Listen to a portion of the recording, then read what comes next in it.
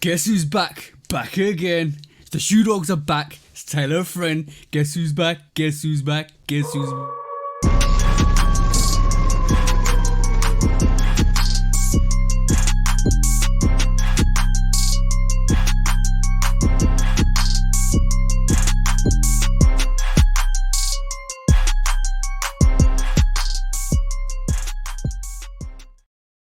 Hey, welcome back. This week welcome back to the Shoe Dog Shady Show, where we actually talk and throw shade on all our foes. No, not really. I see what kind of part this would be. Go ahead, man. No. Welcome back to the Shoe Dog Podcast, episode 119. Welcome back. Basically, to please do like, follow, subscribe, come chat to us. Let's have a conversation. Let's break it down like we always do, because this is the vibe. This is the flavor of basically what we're gonna be at this week, because we're not really going in, but we are literally just talking the crud today. Aren't we, bro? Man. That intro took you by surprise, didn't it? No, it didn't. It was good. I like it. It lets me know what type of time we on today. Also, and what time we on today, bro? We come to take over the world, first of all. But it lets me know what type of time we on, because now you see, you don't know how freeing that was for me.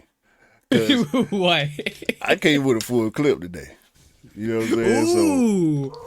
So I got a full clip today, bro. Yeah, but like I said, please do like, follow, subscribe, come and chat to us. Let's have a conversation. Let's break it down. Please do follow Love Kick Customs. That's myself. And please do follow the bro 808 Kicks ATL. Make sure you go and show love and support for the bro and myself. And like I said, come and chat to us. We're on Instagram. We're on the socials. We're on everywhere pretty much. And on YouTube. And also, you can listen to the podcast on all the audio channels as well, guys. But like I said, just come and do what you need to do. Yeah. And finally, all of that, stuff out of the way. Now we can talk. You always got to say it at the start, just to make sure people actually know where we are. Yeah. We appreciate everybody too. All the listeners, all the viewers. Which the viewers seem to be drying up, but the listeners seem to be picking up. So we appreciate all y'all. Yeah. But who going first? Cause I got a story. Oh, by the way, I'll go. Go. Shout out to Anish. Obviously, it's always shout out to Anish nowadays. Yeah. Shout out to Kali. Shout out to Kali once again. Y'all make sure y'all go sub up to Collywood.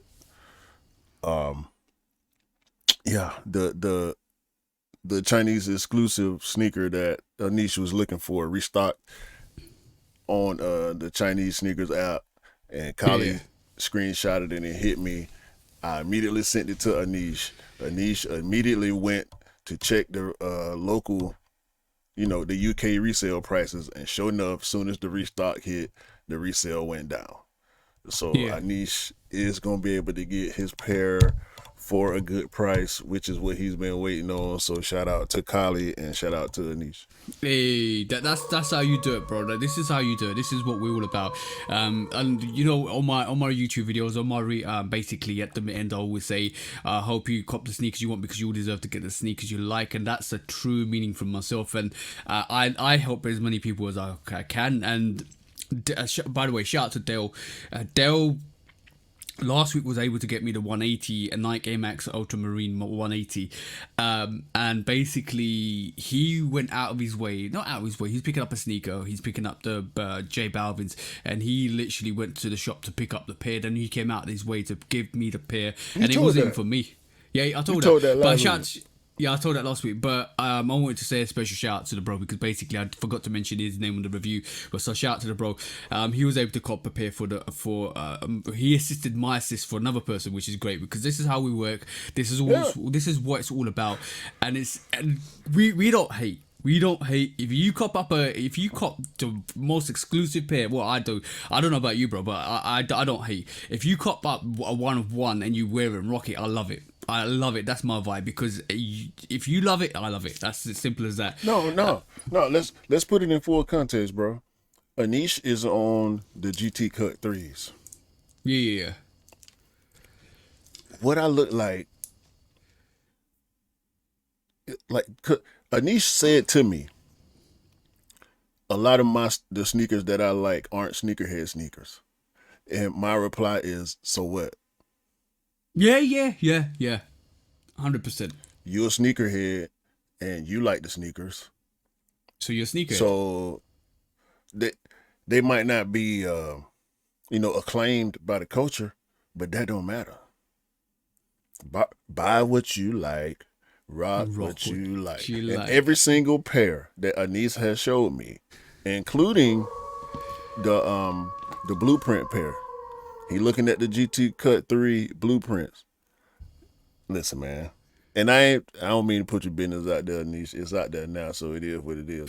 But I wanted to add full context because it ain't like I'm helping him chase down some super grail status sneaker that the culture love. No, but sometimes there's other stuff be hard to get to. This man going for China exclusive sneakers. Yeah. You need help with that stuff sometimes, you know what I'm saying? Yeah, exactly. So, bro, like Anish reached out to me yesterday and he was like, I like those KD17 Binks. I was like, I like them too. Yeah. So, bro's got takes. He even went for the Pata Harachis. Yeah, he does like basketball. He went for the Pata Harachis.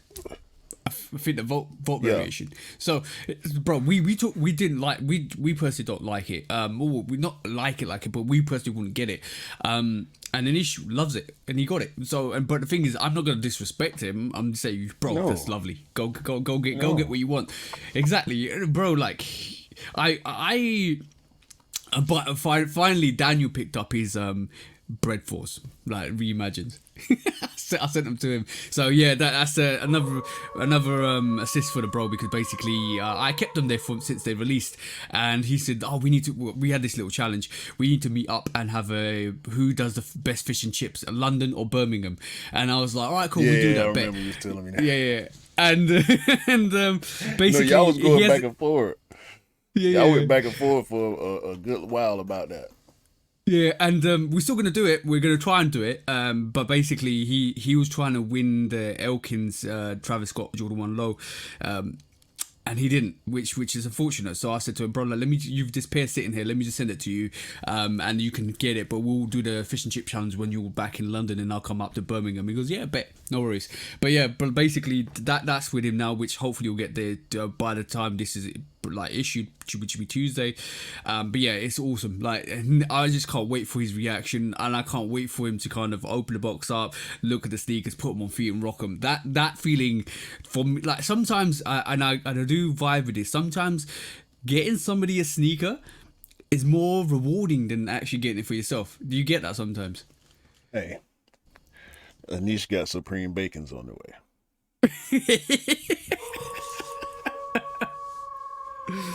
Hey, he bought the Supreme Bacons because he was helping me monitor the Supreme Darwins. Yeah, and he ended up looking at all the other Supreme Nike collabs, and he fell in love with the Bacons, and they was below retail, so it was an instant cop for him. He's your bro. He is basically looking at sneakers. We're airing his business not too much. You might need to stop. Yeah, he's looking at sneakers that are under retail. Don't tell all your business if you don't want it to end up on a podcast. I'm sorry. The opportunity presented itself because you know how I feel, right? I don't like to talk about the sneakers that I'm trying to get too much because I feel like I'm jinxing myself. So I did that for him with the GTs and the Super. But now that the GTs, the price done cut, pun intended, the price is cut on the GT cuts, and now he got the Bacons are actually on the way to him. They've been authenticated in the whole nine, so he got them. you know. Yeah. But yeah, this carrying on from this, shout out to Niche, bro. Like literally, keep doing your stuff. You're an amazing person. You always reach out to us every single day and talk about sneakers. You love sneakers as much as us, and we will hopefully have you on the show hopefully this year sometime soon. But yeah. Bro, do your thing. Do your thing. Keep being awesome and keep doing your thing. Like everybody else out there, keep doing your thing. You keep doing awesome things and keep progressing with your life and keep hitting your goals. That's the most important thing for us. Is as long as you're happy, we're happy. That's the main thing. But bro, I'm gonna say this week, right? You know what? I showed you that sneaker on a podcast a couple of weeks back where it was absolutely dingy, right? And it was wrecked up to bits, and it was literally the bro gave it to me. He loved it so much. He said, I can't get rid of these. I told him to dump them. I told him, you need to dump these. He goes, no, but can you clean them for me, please? I said, all right, cool, I'll clean them for you. But you're not supposed to leave them on your toolbox in the garage, in a car garage, which is gonna get like grease and dust all over it. And he goes, hey, I still need to stop that. Well, I cleaned both of them, and yo, bro, it looks crazy. Fantastic. Creases out. I'm gonna tell him this is what I've been doing. This is what I've been doing yesterday and the day before. Creases are out. I even got I went above and beyond for him. I gave him new laces because the laces that he's got, you can't get the grease out. I've left them in like a solution which has got like, we call it vanish, a solution which you can actually just meld in. I'm gonna put them in the washing machine, and then on top of that, I gave him new laces, and I got some patches, which is like these repair patches for the back, because one of these sneakers has got like that tearing in a lining. So I'm just gonna put that patch at the back, so it's going to be better sneaker than he actually got it. So I went above and beyond, and I said to him, if you put this in the garage, I ain't gonna talk to you again. Because you don't leave your sneakers. Look, I know Cam leaves his sneakers in the bathroom, that's another matter, but you don't leave your sneakers in the garage to get greasy like that. That's horrible, especially when you love them, and you can't be doing that. You can't be doing that. No, that's dope, bro. Like to be able to put a pair back in the game for that, they came back a long way, bro. I know you got them on video. You doing a video? Yeah, I'm doing a video for it. Yeah, bro. When y'all see this video, he put in some work on them. So shout out to you and shout out to him for now. Hopefully he'll appreciate. It took me a lot. Yeah, it took me a long time to actually get around to them because, bro, I'm just super busy. I'm really, really busy all the time. But I said to him yesterday, I finally got around to your sneaker, and this is how it looks. And he was like, oh my days, that looks absolutely dope. And I said, yeah, bro, I got them back. I got them back for you. You can tell he put some work in it because the toe box there's a bit of a tear on the toe box, which comes through from actually wearing it a lot and creasing a lot. I'm going to recommend him putting some shoe protectors in there. I'm going to recommend him putting some tissue. I'm going to actually get some tissue paper or a newspaper and just put them in there to actually kind of compact and leave the actual toe to make sure it's not creasing when it's actually not worn. So I'm going to recommend him do that. I'm going to tell him to get some crease protectors to wear. Shoe trees. You need to stop with that crease protector business, bro. No, I'm just for this one, because that crease protector will stop him creasing his sneakers. I'm like, if you iron out a sneaker, it's still going to come back with the creases once you wear it. So that's what I'm going to recommend to him. I'm going to just give him the recommendations. Bro, it's a shoe, bro. Yeah, it's gonna crease.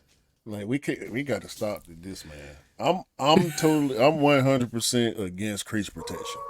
I promise you. Really? I'm against it, bro. I'm done with crease protection, bro. I love creases on my sneakers now. Yeah. Oh, by the way, there's a very big trick to not getting creases on your sneakers and without crease protectors. Walking like a duck? Without. No. Yeah, walk like a duck. I'm done, you can flat-footed walk like a duck, but bro. I'm done, dog. I'm done with all the antics, all the sneaker crease protection antics is over with for me, bro.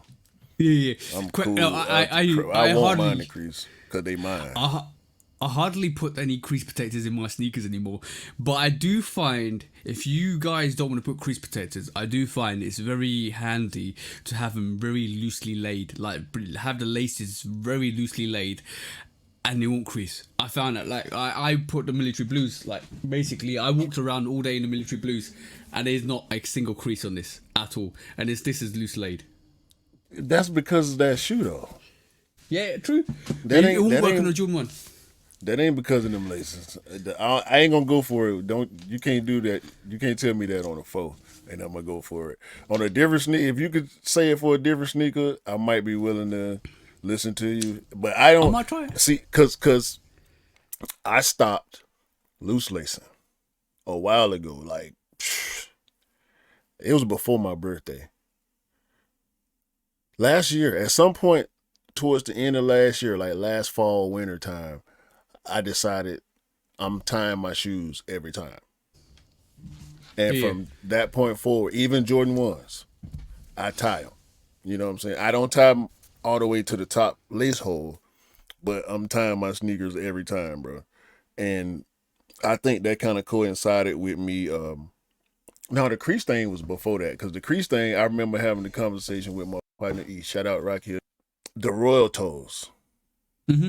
Because he had bought the logo guavas. He got the military green and the guava logo pack Jordan 1s. Yeah. And on one of them, you know how the heel will start to crease up on Jordan 1s? Yeah. I showed him my Royal Toes. And in that moment, because he was complaining about his creases, and I showed him how much worse mine were because I had worn them my Royal Toes so many times. I done wore them Royal Toes probably 20, 30 times. Especially when they first hit, I was wearing them a lot. When I showed him the creases on the back of my shoe, I started to gain an appreciation for why the shoe was creased. Not the fact that Okay. it is looking crazy or no, I started thinking about the times I was wearing the shoe. You know what I'm saying? And so I'm Yeah. Yeah. like, that's the story of this sneaker, me and this sneaker together. You know what I mean? Yeah. Yeah. I think a lot of people forget that. It's like they don't. You don't have any. It's like wearing a war jacket. It's like you Yeah. remember every single time you worn it, every single time you put it on feet, every single time you've actually had. When you wear it in the rain, when you got caught up in a certain situation, you remember that. Trust me. So, new story. I always talk about this Jordan 1 low OG neutral gray. Not the Yeah. 85s that came out this year. It's the one that And came bro, out. your camera made it look like it was pure platinum. When you pulled it out, it was all white. Yeah. It's the light, bro. There you go. Look at that. Look at that. Beautiful sneaker. So now look at that. If you look at that, you may not be able to tell that me and I'm gonna just call her the dancing lady. We cut the rug up in so many different pieces last night, bro. At this, it was a cancer event, right? A cancer fundraiser, silent auction event. It was at Monday Night Brewery. Tito's was one of the sponsors. That's why I was there, because we rep Tito's over here. So me and my wife, we go. I put on my polos. You know what I'm saying? Pictures coming soon. Don't worry about it. We was appropriate. It was Cocktails and Cure. That's the name of it. Okay.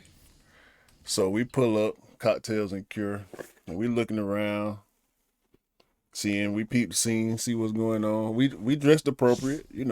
Most of the people Yeah. dressed up, casual, not like Mm-hmm. hard bottoms to be considered dressed up like maybe 20, 30 years ago. Yeah. So me and the dancing lady, we pull up. We look around. I grab a beer. She grabbed a Arnold Palmer, little, lemonade tea combo. Yeah, I might Yeah. not know Yeah. about that. We in the South, we do that. So we get it's the dancing lady. And is it another popping? It's another popping. It's another popping. I told you. Your missus wants to be on the podcast. Look at that. She wants to be on the podcast. We might need to bring Mrs. Q back on the podcast. Hello. How are you? I'm good. So, Did you? hold on. The dancing queen's back. The dancing lady is here. So we get our little drinks. We chill for a minute. We peep the scene. We go grab some food. Hold on, what happened? What happened? The moral of the story. Hold on. They not like Mrs. us. Q is Mrs. Q is here to destroy the podcast show today, bro. No, man. Watch out. Hi. So, all right. Hi. So we back. So we go get food. We sit down, and mind you, the whole time, shout out to what's his name? Nick the Quick. DJ Nick the Quick. The whole time, DJ Nick the Quick, he going in, right? So we sitting down, we eating, and the dancing lady, she started dancing in her seat, and he played. It was like Dixie Chicks or some like He went super from a Dixie Chick song to the theme song from the Golden Girls. over a hip hop beat. That's all I needed. Oh, okay. He put like it was like one of them New Orleans bounce tracks up under the Golden Girls theme song. It was great. Bro, I'm talking about, and he turned the room. Now we turn toward the dance. It's these two black chicks that's kind of leading the room at this point on the dance floor. Now it's all these white women that's looking My because white sisters. they started. He played the Wobble. Wobble. You might not know this song, bro. I'll let you hear the song, bro. This song, when this song come on, women instantly go crazy. Like it's one of them type songs, and it's a dance to go with it and everything. It's like a line dance type of thing. Oh, So bro, he It goes. reminds me of the bird song that they play in weddings over here. It's a Bird British song. thing. Yeah, it's a British. Yeah. It might be y'all version of like the Let You Slide or something like that. You know what I'm saying? Pretty much. So, but this is like culturally black stuff. So the white women are looking at these three black chicks do the dance, and now they trying to learn how to do the dance. They getting it. And so the dance floor a little crunk now. These black chicks, I don't know what they was on. I mean, and shout out to them because they were having a good time. They were. But when the white women started trying to interact, because the one white woman was like actually trying to get instructions from the chick, and she didn't seem too willing to give instructions. Like, if you don't know how to do it, just like, nah. I'm like, you know what? Nah, okay. So this is my opinion. I think sometimes people of color, when you're at certain events, we may not know if it's okay to be ourselves. Forget that. We was on the west side of Atlanta. I don't care if it's gentrified or not. We on the west side of Atlanta. We about to do some west side stuff. Going to be yourself in your cute outfit. Let's get out here and dance. People of color, my white sisters, y'all want to have a good time too. Let's do this. Yeah. So- I enjoy never myself. about color. It's So- never about Let's color. let's move past that and let's just enjoy ourselves together. So look, I peeped the gatekeeping, right? I see Yeah. the look on old girl face. The other two, they was just, but the one of them, she had a stank look on her face, like, I ain't No. I said, you know what? 'Cause I already know what's finna happen. Oh, Yeah. then I see the husbands. I see three white men standing to the side of the dance floor, pointing at their wives, saying to each other, like, what's going on here? Like, what? I ain't never seen them do this before. They being influenced by the culture. DJ Nick the Quick is up there killing it. And y'all wives are now being influenced by these black women because they look like they having so much fun. Y'all over here looking sus. Y'all looking Hence sus. the music, bro. Hence Yes. the music, bro. I'm right with you, bro. We pardon now. So I peep all this, right? I said I know what's finna happen. Cause she sitting next to me itching. She busting out whole hands in the air, everything. I said I'm finna go outside. It was the Golden Girls theme song. I said I'm finna go outside and get me a little smoke in real quick. I loved it. Because it's finna go down. Yo. By the time I came back, she was already on the dance floor. Yeah. Because then he played Webby, Wipe Me Down. Wipe Me Down. You know, he played Independent first.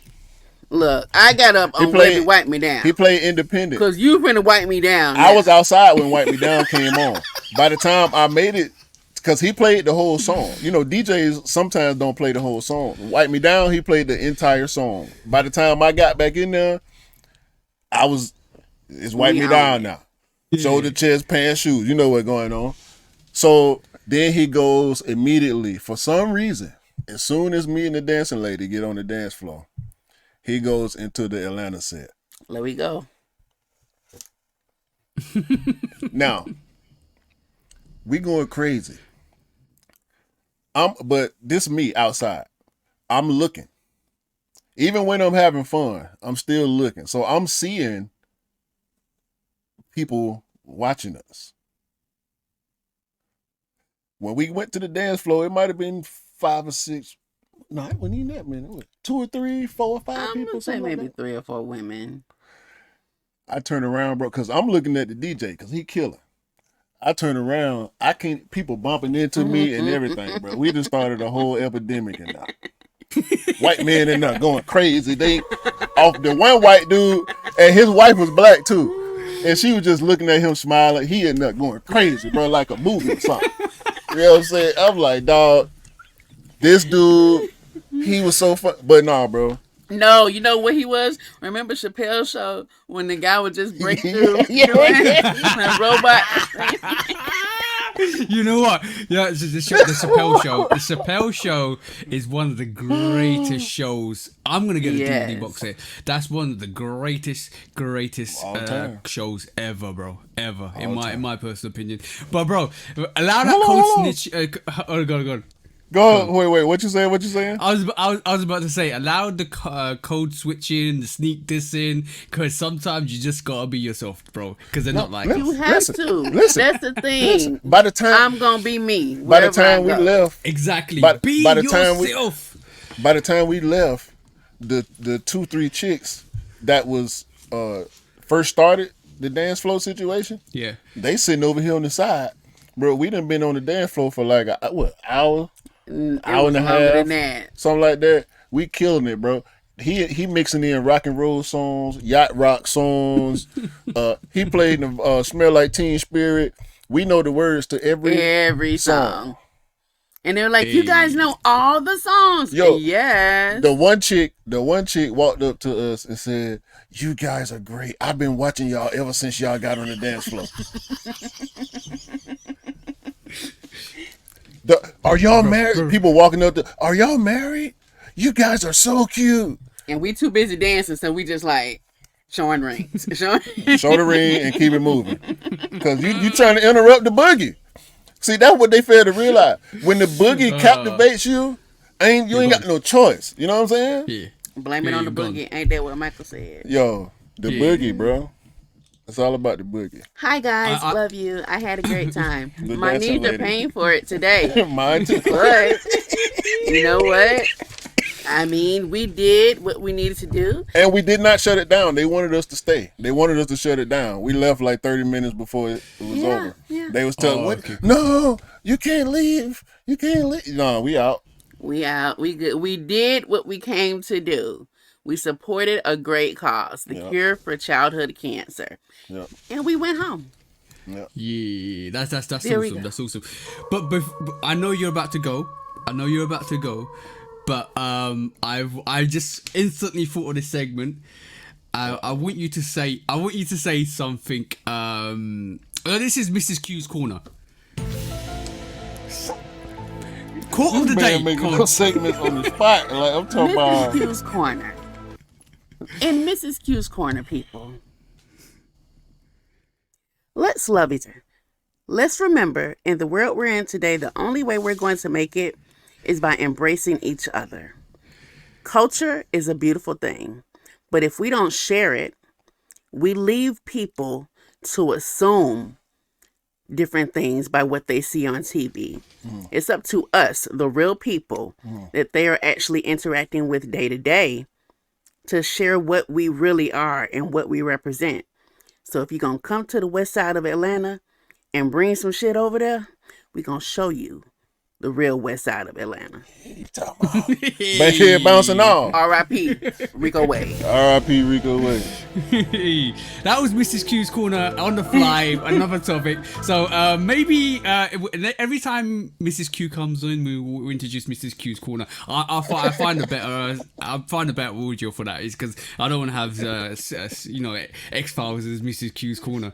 But that was great. Don't dilute your culture. Represent your culture. That's what it's all about. And this is what we love, and we love sneakers because that's our culture. Sneakers is our culture, heritage is our culture, history is our culture, and our skin color Music, and our ethnicity is dance. our culture, music, everything. Right, bro. I was sending you stuff of this week about the Hindu, something associated with me, which is the Hindu culture, and about how it affects what happened a couple of centuries and centuries ago, and we were talking about it. Don't be afraid to talk about culture. Culture defines you as a person, but don't let it define you as a person as well. No, it's like I said, bro. It's one of my sayings. I wish I could. I need to write it somewhere, don't I? Yeah. Possess character. Don't become one. Yeah, that's the one. That's dope. That was a great story. Dancing the night away. But this week, We killed it, I bro. actually... You killed, bro. That was We awesome. won. You know, Mrs. Q actually wants to be on the podcast as a full-time guest. You know that, bro. No. She ain't with it. Trust me. I've had this conversation. She might need to do another episode with us again soon, maybe. Because Nah, I just told her 3 weeks in a row. I just told her anytime she need, she want to say something, she need to say something. She can say it. Whether she want to say it just to me or she want to say something on the pod, it don't really matter. Like Yeah. especially since she, the response to her being on the episode was so positive. It's like whatever. Like what can I? Yeah. I'm gonna stop my wife from coming to say something on the podcast. Hell out. Nah. If I don't like it, I just edit it out. It's okay.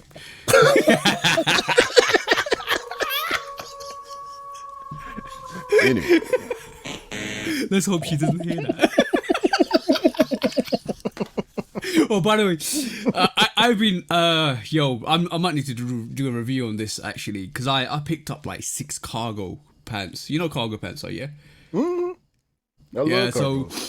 I love cargos. I actually fell in love with them more over the time, because I spent like the beginning of this year looking at cargos, like this one, because I had a variety, and I just thought, let me try and get some more different varieties. Like I'll probably do a video on it just to show people where did you get them, how you get them, where the best places to get them, because basically I got them from 3 different places, and actually 4 different places, and the variety of the cost of them goes from like a sale version from like 22 pounds to up to about 75 pounds, which is my most expensive one.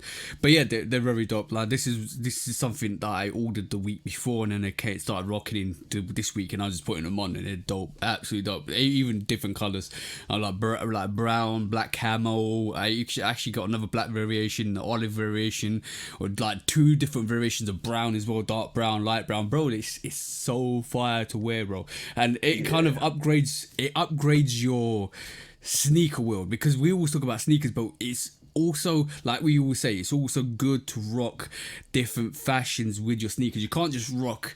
No, bro, you can't rock a sneaker and have like a bin bag on you. That's what I'm saying. You got to rock and flex like you're supposed to flex. You gotta be at least clean. Yeah, Clean is the minimum as a sneakerhead. Like, and it's not about designer either. It's not about No. designer. No. It's about the what you pull together. No, it's about cleanliness, bro. Like you said, how you put it together. Yeah. Styles vary, bro. I have style conversations a lot with my partner E. I just mentioned him. I'm glad I got a reason to mention him again. So I want him to come on the pod too at some point. And he got his own pod too. Shout out to Warrior Class. But Hey. his style is similar to me, but his color, the way he views color, is totally different. Yeah. I Like respect that. I remember having the one conversation with him about gray. I agree with him that gray goes with everything, but he don't have a problem with mismatching grays. Like I try to match my grays. Like Yeah, there's different even shades if of I grays. go gray on gray, if I go 2 different shades of gray, that's all I'm gonna go. He'll go 3 different shades of gray, 4 different shades of gray. You know what I'm saying? So I remember having that conversation with him, and at the end of it, we had just had to agree to disagree and be like, well, that's just style choices because neither one of us was gonna let up. Yeah, but that's a good thing because basically variety, like if everybody thought the same, it would be boring. It would be a boring place. Variety is key. Like variety, culture, and heritage is always key to everything you do. Like I like certain things. I like to put certain things together because it feels nice to me. And the main thing is what people forget, and what a lot of people forget in life is if it makes you feel empowered and happy, then Yeah. it's a good thing. If you do something for somebody else to impress somebody else, that's not empowering you, that's empowering them. So you lose that whole emphasis of empowerment in yourself, because basically when I wear a sneaker, bro, and I feel like it's absolutely dope and I'm like vibing, nobody can tell me nothing about that sneaker, and I will be like wearing whatever I want to wear, and people might like it, people might hate on it. I don't care because I feel good, and that's the most important thing. Yeah, that's all that matters, bro. Like Yeah, we can disagree or dislike all we want to. When it gets to the point of hating, that's when you're wrong. yeah. That's where you mess up at, because you sound crazy to people who understand that it don't matter. At the end of the day, it really don't matter. So what's the point of taking time and energy? Excuse me. I'm getting sick just talking about it. Like you, you taking time, I like the way you rolled off. I like the way you rolled that off. bro. You taking time and energy and effort to be negative. Yeah, I don't like it. I'm negative on being negative. yeah. You know what I'm saying? Point, bro. Why? You wasting your Yo, time, bro. You you find know- something better to do. Go But you find know something. what Go they look at say. something you like. But you know what they say: 2 negatives makes a positive, bro. See what I'm saying? It don't. You just Cappuccino. No. 2 negatives makes a double negative. Yeah. But you're negative about being negative, makes you positive. So I think that philosophy it works. So that's what I'm saying. Well, That's yeah, what in I'm that saying, case, bro. yeah. Yeah, I roll that's with what I that. I meant. roll with That's that. what I meant. Exactly, bro. But basically, this week was eventful. Bro, like forget about, I love the fact that we talk like this and we just basically vibe and we just say whatever we want to say, and it's great because sometimes we have magic on the podcast. Sometimes we say magical things on the podcast, like the Jordan 3 secret push, and now we got another Jordan 3 coming out on the 10th of January because we missed this out of the whole release show because basically we did the release show before it was announced. There's a few things popped up. Yeah, the K54 Jordan 3, bro. 3rd of June for the guys in France and probably in Europe, and then the 10th of June everywhere else. Bro! That's an instant cut, bro. Pull it up, bro. Pull it up, bro. That I don't know if is an instant cut for it's me. an instant cut for me, bro. It's hard. It's really, really hard. Yeah. But when I look at it, I like it now. Don't get me wrong. Yeah. But when I look at this, I can't help but think about The reimagined threes. Yeah, I kind of agree. You know, there's the elephant print. Like Scott, shout out to Scott. He's always on it. He's always on it. The elephant prints on the insole and the inner lining. I mean. Yeah, and it's the outer parts where the elephant print would normally be is black suede. It looks great. Black laces, mostly white on the leather uppers. Sale on the full sale on the midsole, which is another thing I kind of dislike about it. But overall, it's a dope look. Transparent back tabs, Jumpman and K54 on either side. No, I'm sorry, on both sides. On both Jumpman sides. and K54. Jumpman I and love K54 on either side of the tongues is what I want to say. Click the back tab, bro. Click the back tab. Just click that back tab. That's gorgeous. It remind you of the denim what's freeze. the denim? Yeah. Yes, bro. Denim freezer, and that's a sneaker that's sitting right over there at this moment in time. That is beautiful, bro.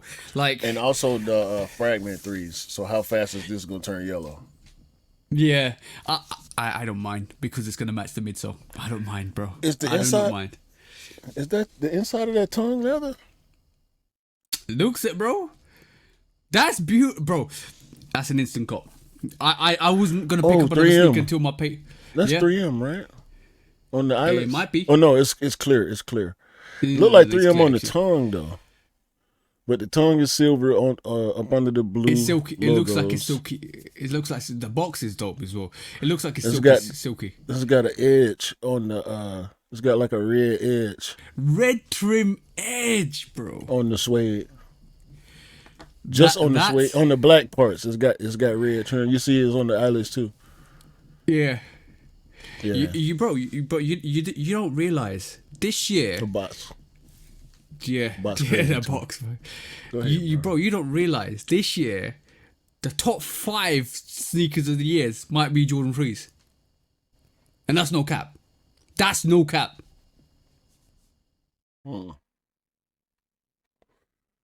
Possibly. I could, Possibly. somebody gonna have that. Somebody gonna Balvin have 3. that. No. Balvin 3. Somebody gonna have A Ma that. Mainere 3. Balvin's, I'm on my ear. Nina Chanel. Nina Chanel, The Black Cement 3s. Black Cement. Quite a K54 3. It's not gonna make it. Do you reckon? Nah. I think it's gonna do better than the past few K54 drops because the 7 Yeah. did horribly. The 5 caught steam after the fact. After the fact. Yeah. It caught a little bit of steam, but it's still not coveted. I don't think.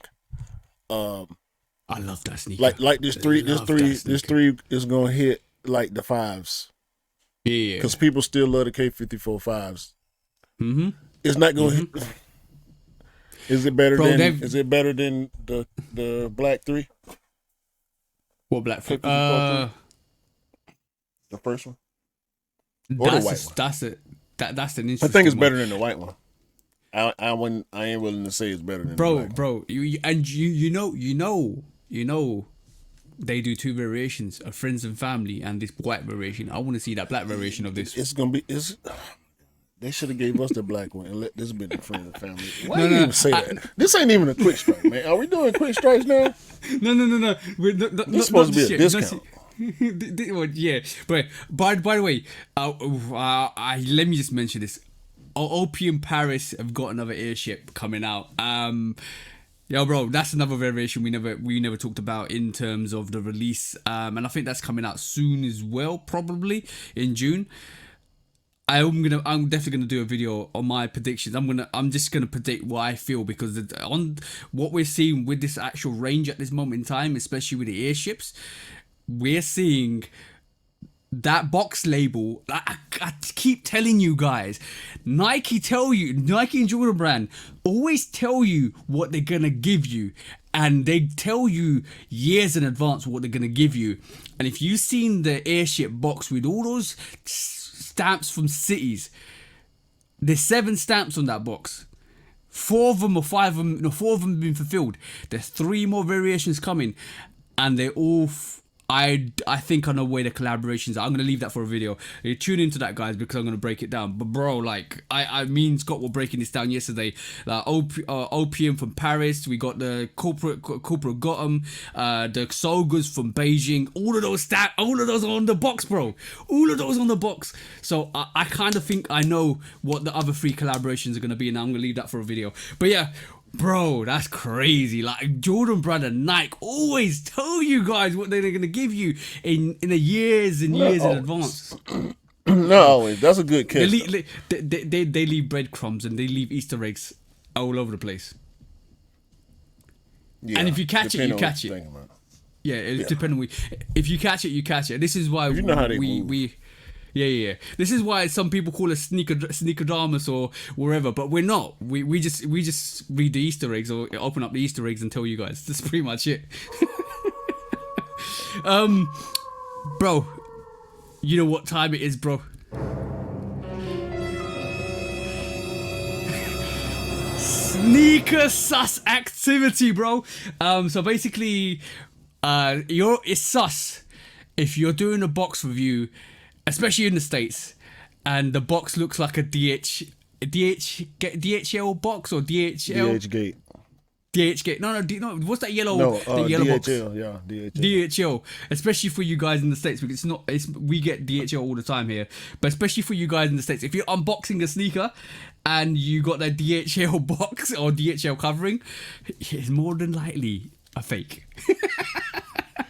Yeah, Nike used, was it Nike? I don't even think it was Nike. One of the retailers, I copped something during the pandemic, and the shipping came from DHL. But at that time, it was kind of congested because everybody was ordering, wasn't too many people outside. So I was really pissed and really suspicious about getting a package from DHL. And that's my hope. That's what I'm about to ask you. Did you feel like it was sus, bro? Oh, when I copped it was something from overseas. It came in a DHL box, but I understood that because it came from overseas. Yeah, but it's probably like maybe one of the retailers out here, like N Clothing or stuff like that. They probably send it international. It was in. Yeah, but by the way, like I don't think using DHL in the UK is as prominent in that sense, because basically we do have DHL Parcel Force and Royal Mail will deliver stuff for us, along with all the other delivery services. But in the States, it was a well-known fact that the UA people were sending packages through DHL, and then there was a China, yeah. When you're getting stuff from China, Korea, or whatever, like the UA centric places, it would come through DHL. So fakes became associated with DHL shipping. Yeah. A lot of people, like when I first was getting onto the sneaker scene, there was a lot of people getting caught out with that. I was like, raw. That's what I know about it. So yeah, it's sus, especially in the States, if you unbox a sneaker that's got DHL packaging. Facts. That's right, cool. Let's move on to our quick strikes finally. So first up is and what we just talked about is A Ma Maniere Jordan 3s, bro. Bring it up. Let's bring it up and see what they produced. I ain't even pull it up. My bad. Let me look it up real quick. So the it looks like we're gonna get another variation of the A Ma Maniere 3. We know the success with the A Ma Maniere, the original variation that came out years ago. That's regarded as one of the most iconic Jordan 3s outside of the LGs, because that kind of set the standard for a lot of Jordan 3s going forwards, a lot of collaborations going forwards. We're seeing a lot of people swing for that title, and it's great to see because competition breeds competition. And we've seen like the Balvins, we've seen like Nina's doing her thing as well. We've seen a lot of variations come out, and we're starting to compare. Like that Jordan 3 is like the shatter backboard variation in terms of quality to the Jordan 3, because now every time a collaboration comes out, we're comparing it to that original A Ma Maniere Jordan 3, which is crazy, bro. That's like a timestamp in history. I'm so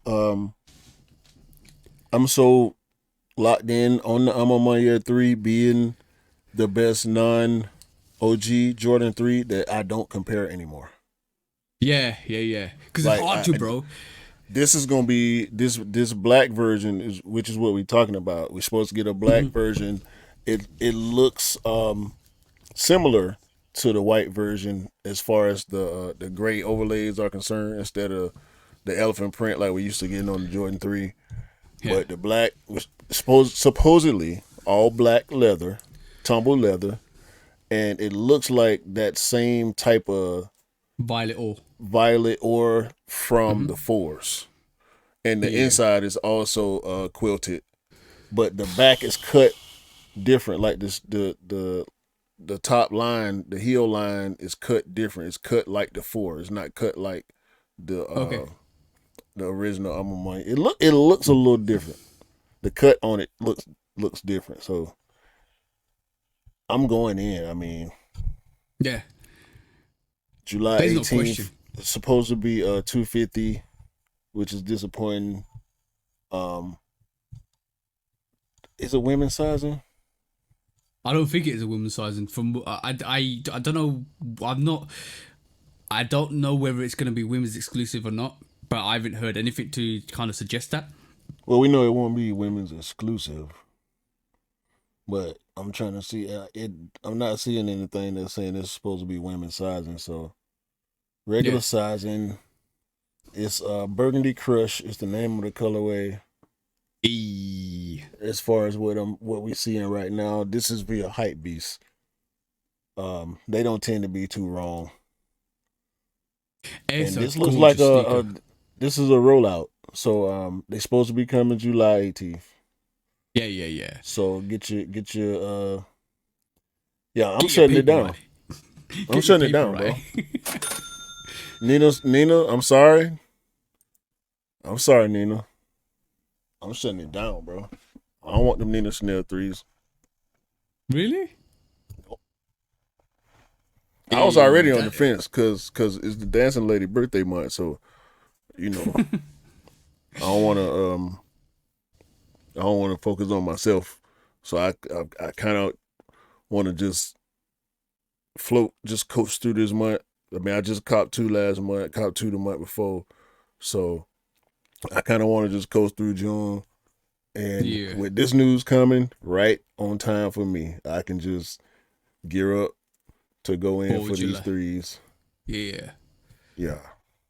You know what? It's a beautiful, beautiful time to be a Jordan 3 fan, a Jordan 3 lover, and a Jordan 3 sneakerhead, because they're giving you everything. They're giving you the full barrel and more on Jordan 3s. Like, I remember when I picked up the denim 3s, and when I picked up a lot of the 3s for free throw lines and all of that stuff when they came out, and I love 3s. The thing is, don't get me wrong, my favorite silhouette's the Jordan 5, but I have the same energy for the other silhouettes I love. And that's the same thing with me.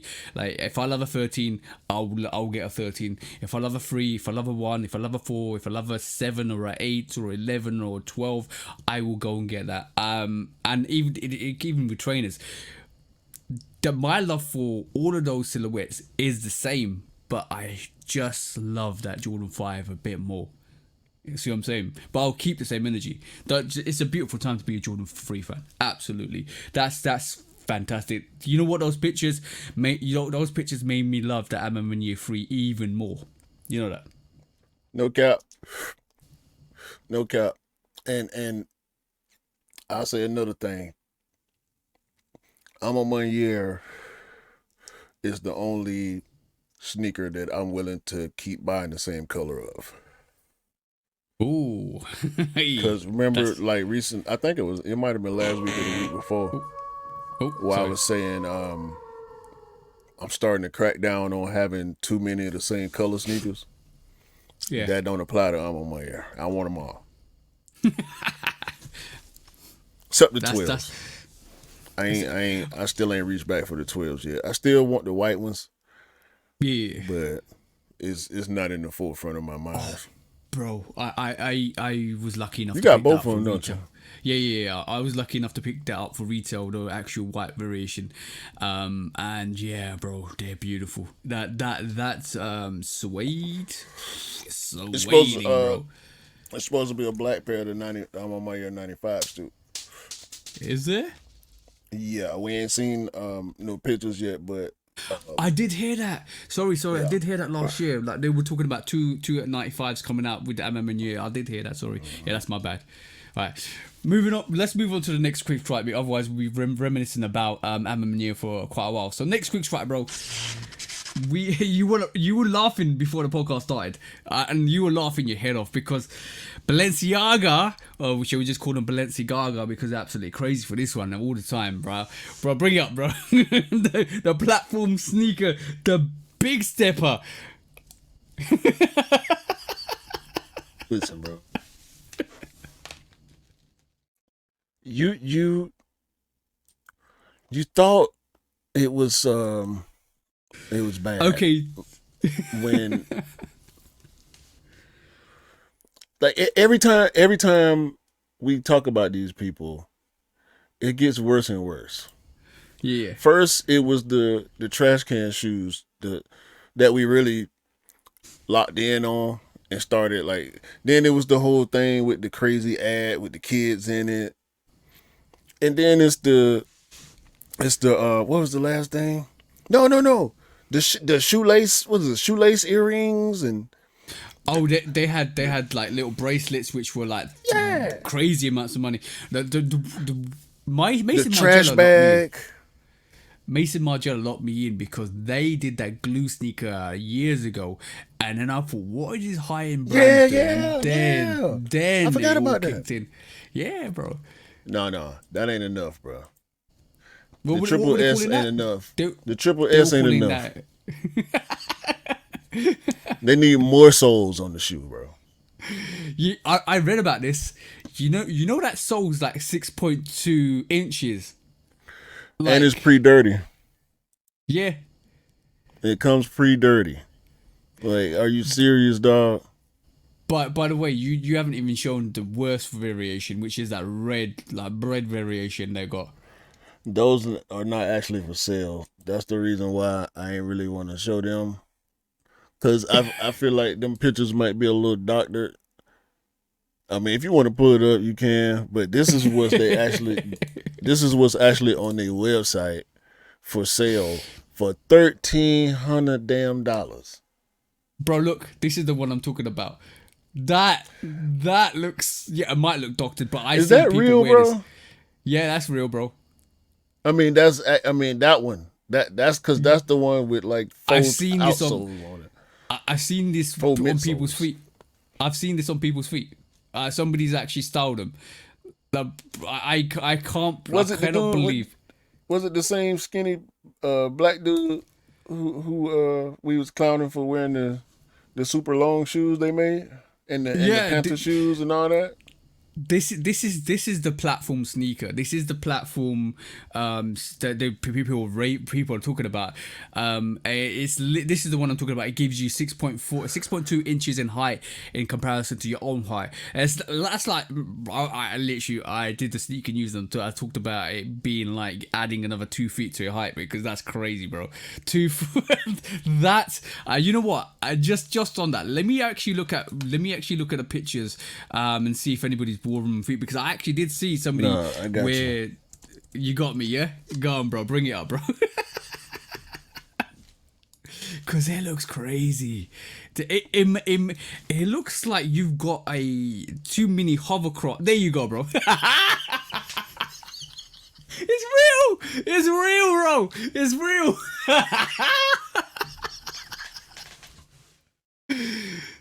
Bro, that's duck feet. Look how he walk. You talked about walking like a duck. That's literally walking like a duck. Yo, his foot in the front of his foot ain't even rolling forward, bro. It's doing so much shoe. Bro, if you roll forward in that, you ain't getting up, bro. Yo, what size is he, dog? Like that dude got to be an 8, bro. That shoe look like it's a 18. Like come on, man. You might well put some tracks on them Jones, bro. Oh, bro, you gotta take that off the screen, bro. Them the Coloususs Maxes, bro. them, them, that's what you wear when you go to rob a bank with your supervillain friends. Like, I promise don't you dog. worry, I got something for you at the end of the discounts as well. Bro, like you got to have superpowers to wear these, bro. Like and you're not a hero. Heroes, a superhero would never. You can't get nothing done. You can't save the day with them on, bro. You out here committing dastardly deeds with them on, bro. Ain't nothing else to do with them on you except be evil. I mean, you got to laugh. You got to have the maniacal laugh and everything. You gonna buy them, bro, dog. bro, Come on, man. you just gave me an idea. And what does Rick Dub say when every time we come with an idea? Not to be used without the express written consent of the Shoot Dog Podcast. There you go. I'm gonna clip that and actually use that as a soundboard. But yeah, bro. I'm gonna say one thing. You know when you talked about like people getting the wrong size, especially when you get you get a size that's bigger than your size, right? You can actually design a sock that inflates and literally kind of inflates to actually make sure you get rid of anything that's outside, so you literally kind of look like you're wearing those Balenciaga platform sneakers inside your sneaker, because you can get size 13 because that's the only size available. Wear that sock and then pump it up and it just fills in the gaps, and you can actually rock that size 13 when you're size 6. That's what it looks like, bro. New idea for you guys. New idea for you guys. We might actually make that. Boy, damn, I'm telling you. Hey? Telling you, full steam ahead on the Ma Maniere 3s, boy. Yeah. But by the way, do you like that idea, bro? The black threes, yeah. No, what else they supposed to do? Like, they got the 95s coming. Circle back, bro. Circle back, bro. Like the threes. the inflatable sock idea, bro. The inflatable sock Threes, idea. bro. You ain't listen to me, Next bro. quick strike. You ain't listen to me, bro. Next quick You strike. not liking my idea, bro? What's the That's a next $1 million idea, bro. What is the next quick strike? That's all I want Next to know. quick strike. Next quick strike. I just We're stupid. We're stupid, bro. Next quick strike is the City of Cinema SP, bro.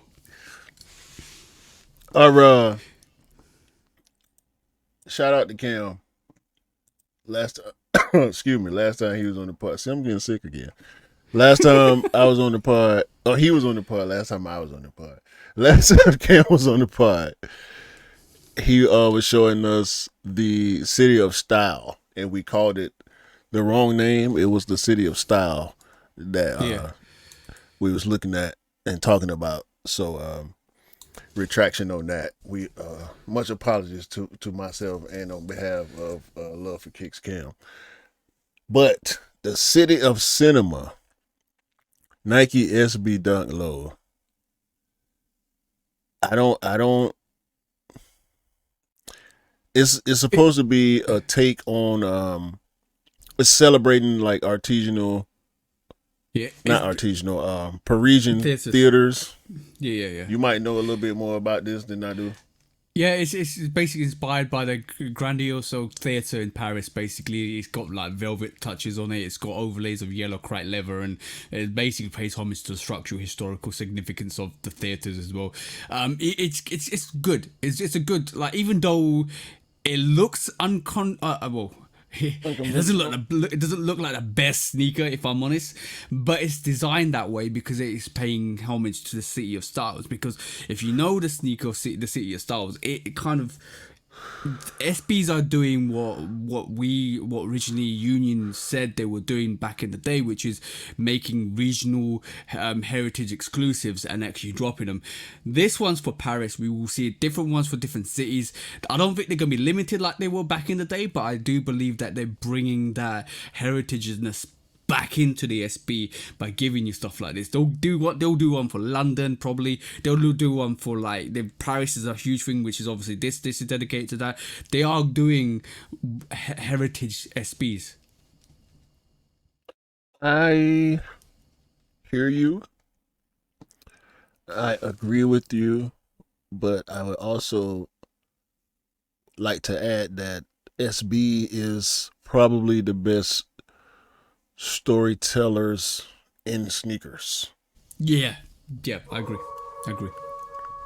Um, when they even when they work with the shops, you know, the story and the sneakers always coincide. You know, the colors, the materials, the extras. You know, the box, the accessories. Like, I mean, think about the Turduncan, bro. Hmm. Even though I think the Turduncan was an ugly, ugly, ugly sneaker, the execution on it was great because the sneaker represented the source material,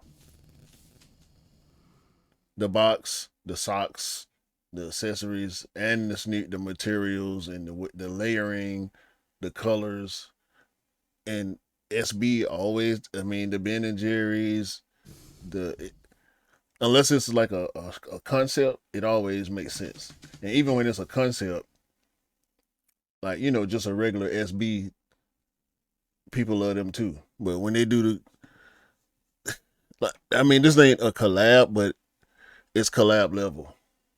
If that Yeah, makes yeah. sense.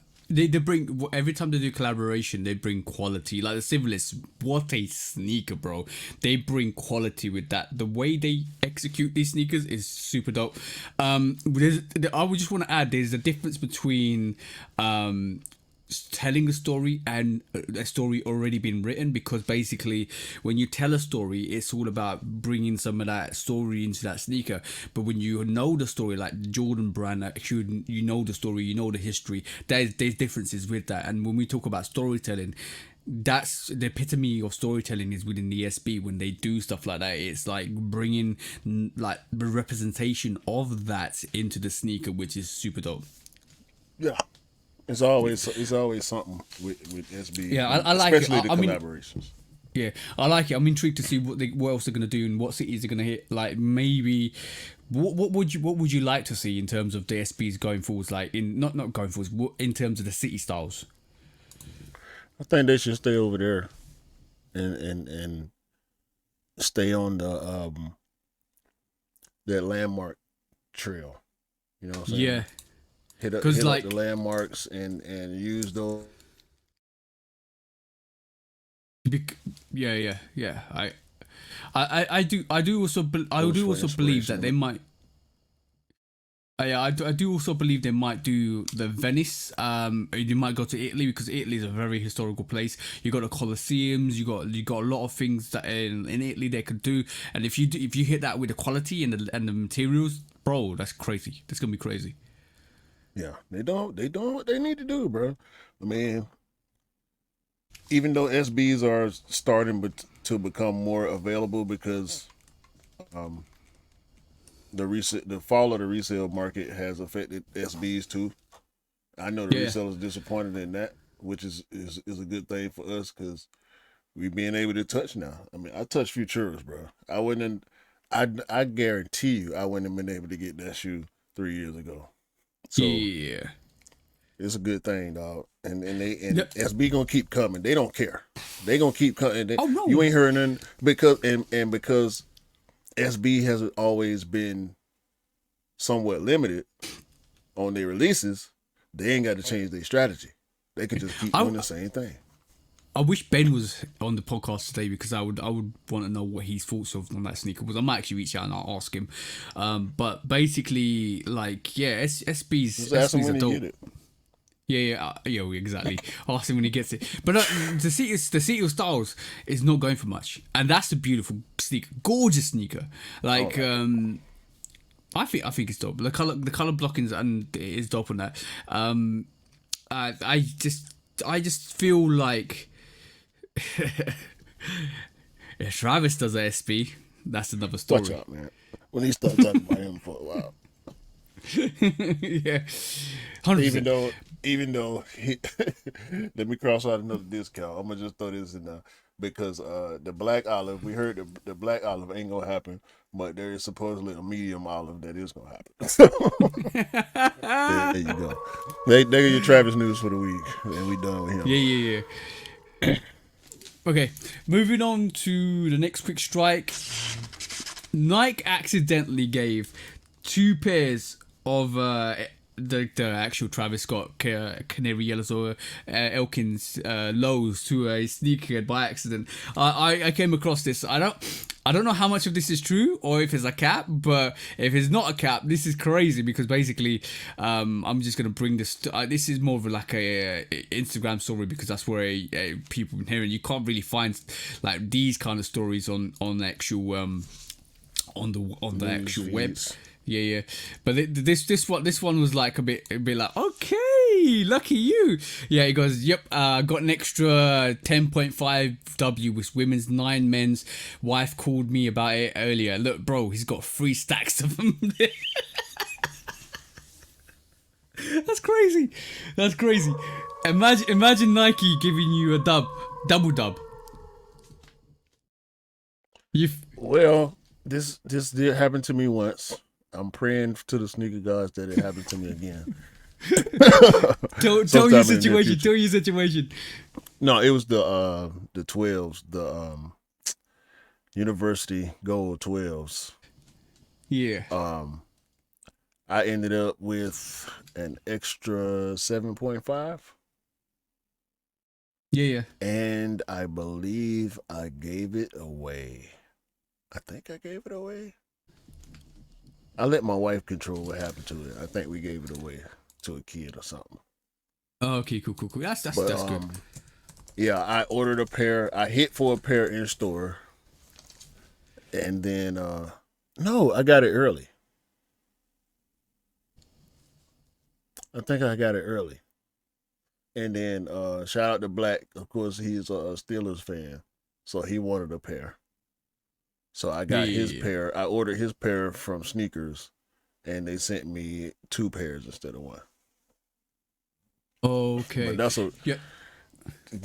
having that happen on a Travis. I think that probably happened at least once every release to somebody. Yeah, bro.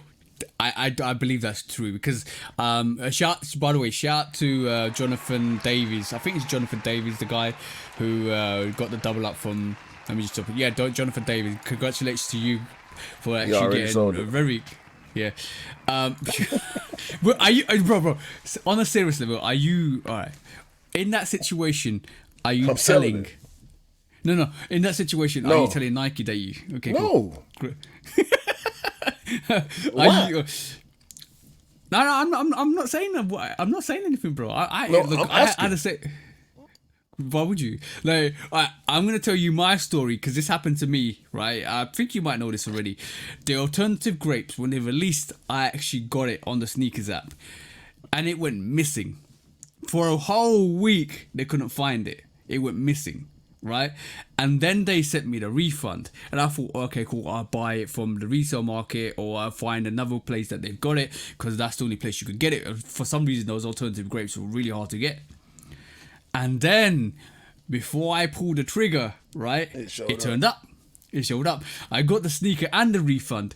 And I'm like, yo, that's a blessing. I can't complain. And you know what I thought to myself? Now I'm thinking to myself, that's reparations for all the resellers that I had to pay for the resale money. I was like, allow that. Listen. So, when me and my wife upgraded computers, when I bought this computer, I had 1 screen. She got a similar computer, but it was the exact same screen, right? Yeah. Her screen was the power port, the female side of the power port, the actual part that's in the TV was damaged. She reported it. We were supposed to send the TV back, the screen back. Not the TV, I keep saying TV, but it's a PC monitor. We're supposed to send the monitor back, so we box it up. And we try to figure out, what was the best way to ship it, because it's, this big old screen. in like 2-3 days, Samsung had already sent a new screen Okay. through Best Buy because it's a Samsung product. So the claim was with them because we had insurance. Samsung just immediately, as soon as the claim came through, like the same night, they just shipped out a new screen, same exact model. Okay. So that's one of my wife's 2 screens that she got downstairs. I end up breaking my original screen on the way to do the podcast with Rick. I think that was like episode 3 or something. Yeah. That was I end up breaking my screen. That's why that part was looking kind of crazy because we had to do a makeshift setup because my screen was broke and he didn't have the same type of. He had a TV. He didn't have a monitor. I needed a monitor, but we made it work. Whatever the case. So when that screen broke, the screen that I'm using right now is the original screen from my wife's computer that we never end up shipping back to Samsung, and they never said, "Hey, what happened to the broke one?" Yeah. Exactly. That's weird. It's weird. But when you get given a gift, don't look a gift or don't look a gift horse in the mouth. Just accept it. Accept it. Yeah, Simple. take it. It's cool. Yeah, cool. but is it you're right? Is it okay? Cool. Is it sus that if you're not? No, I won't call it sus. I won't call it sus. Like, some people aren't lucky enough to actually get gifted, or not gifted, but accidentally have luck thrust upon them like that. Yeah, bro. It's cool. I mean, when it happened, hey, take your wins, man. Like I ain't looking no gift horse in the mouth. It's a horse. I'm gonna jump on it and ride. Free horse. Yeehaw! You know what I mean? We'll get his teeth right eventually. Yeah, exactly, bro. All works in circles. The more you, I do believe in creating your own luck and positivity. That this is why I move the way I do, because positivity is like a prominent feature in my life, and I keep it that way. I always want to keep it that way. Try to anyway. Yeah, try to. Yeah, but don't. Yeah, what's to say? Don't kill my vibe. Oh, but you don't want to see me kill my vibe. All right, cool. Next quick strike, bro. So Ronaldinho, right, came to London because the Champions League final was this week, and congratulations to Real Madrid for winning it for the 50th time or 50th millionth time in a row, because not in a row, 50th millionth time, because they are just a crazy club at this moment in time. They're building the Galacticos 1000 now. You can't call it 2.0 because 2.0 was done like 1,000 years ago. But basically this is Real Madrid beat Dortmund, and Ronaldinho stepped into London this week and he shut down London, bro. Look at that. He shut down London. He went to the Nike London and he got crowded, and let's just say, right, bro, it was just a scene. Mayhem, bro. Mayhem. And guess what he rolled up in? Pink Nike Bentley. Yeah, with the swoosh on the side. He got a pink Nike Rolls Royce. Yep, with a swoosh on the side. With a big black swoosh on the side. Yeah. Are you kidding? But by the way, that's Ronaldinho, right? Is one. Okay, cool.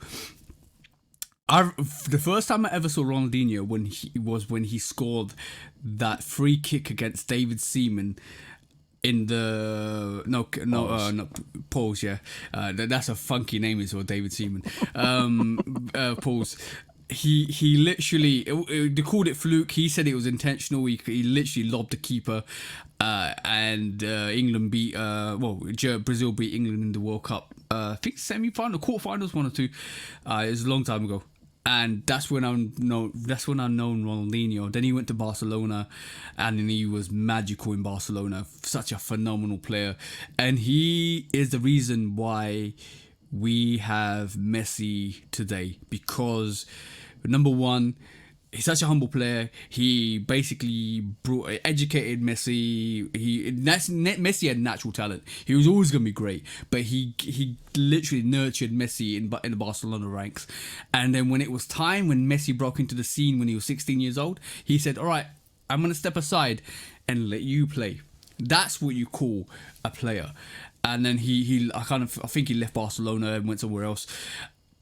But Ronaldinho was GOAT status, 100%. And this proves that he's still popular, bro. Coming to Nike Town in London, rocking up in a Rolls Royce, pink Rolls Royce with a swoosh, and shutting it down, bro. That was dope. That was absolutely dope. Yeah. From what I hear about Ronaldinho, and correct me if I'm wrong. This is something I heard. I don't know how true it is. I've heard him be compared to Shaq and Kobe. Him and Messi being compared to Shaq and Kobe in the way of listen. Yeah. For you. In the I was just trying to get my hair out my face. Oh, my bad. I thought you were shaking your head. No. I was just trying to get my hair out my face. They say Ronaldinho could or should be better, or he should have had a better career than he did because he was more concerned with his lifestyle than he was with his game. There are stories that coming out that kind of like in a Allen Iverson type of way, where like his natural talent was so high level that he didn't really have to work at it. Had he worked at it, he would have been way better. That's just what I heard about him. Yeah, but the thing is, his achievements go down. He's won the Ballon d'Or. He's won three domestic leagues, Champions League. Won the World Cup.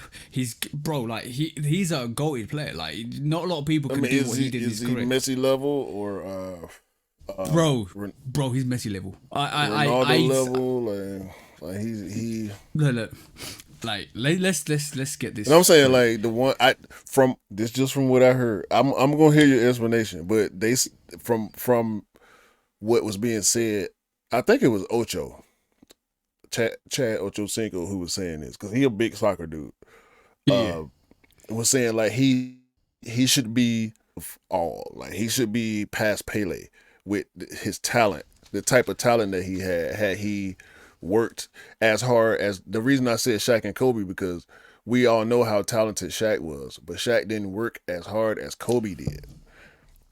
Kobe made himself that great. Shaq and guys like Shaq and Allen Iverson, they rely on natural talent more than they worked at it. Had they worked at it also, they would have been, like Jordan. Jordan's natural talent was there. But when he was young, before the natural talent kicked in, he had to work on his game, and he always worked on his game. And that's the same. That's the same thing with. There's a difference between ability and basically working hard to get to the skill.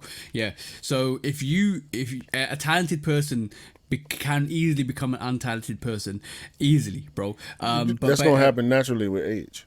Yeah, and also you gotta keep working at your trade and keep crafting your craft, because basically that's where you beat your talent, because you could be talented to a certain point, but you need to work that extra hard. This is why Ronaldo and Messi will stay on and keep playing football once all the training's done. That's why people like David Beckham do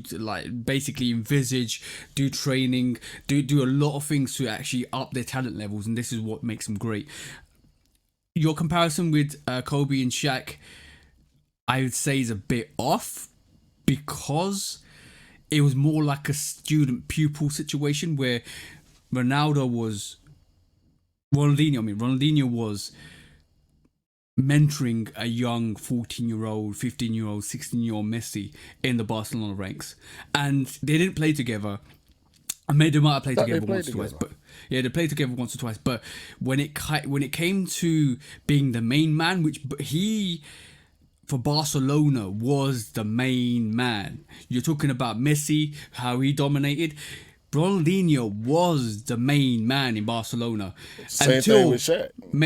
Until Messi came along, and then he said, "I mentored you so much so, take it further, bro." That's what he did to Messi. Kobe was the young player, came straight out of high school. Shaq was already established. He hadn't won nothing yet, Yeah. but Shaq was the OG. That Lakers team that won them 3 championships in a row, that was Shaq's team. Kobe came Yeah. along and became Kobe Bryant. He wasn't the Mamba until after Shaq left. Kobe increased his level after Shaq left.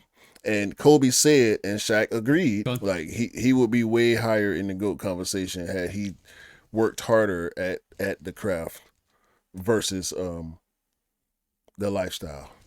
That's just what's out there, you know. And Shaq agreed to it. So that was the point of the comparison. It wasn't like a direct comparison. Just when I heard that, that's what I thought of. Like, not that Messi or Ronaldo didn't said anything about each other, but Kobe and Shaq actually, you know, said that.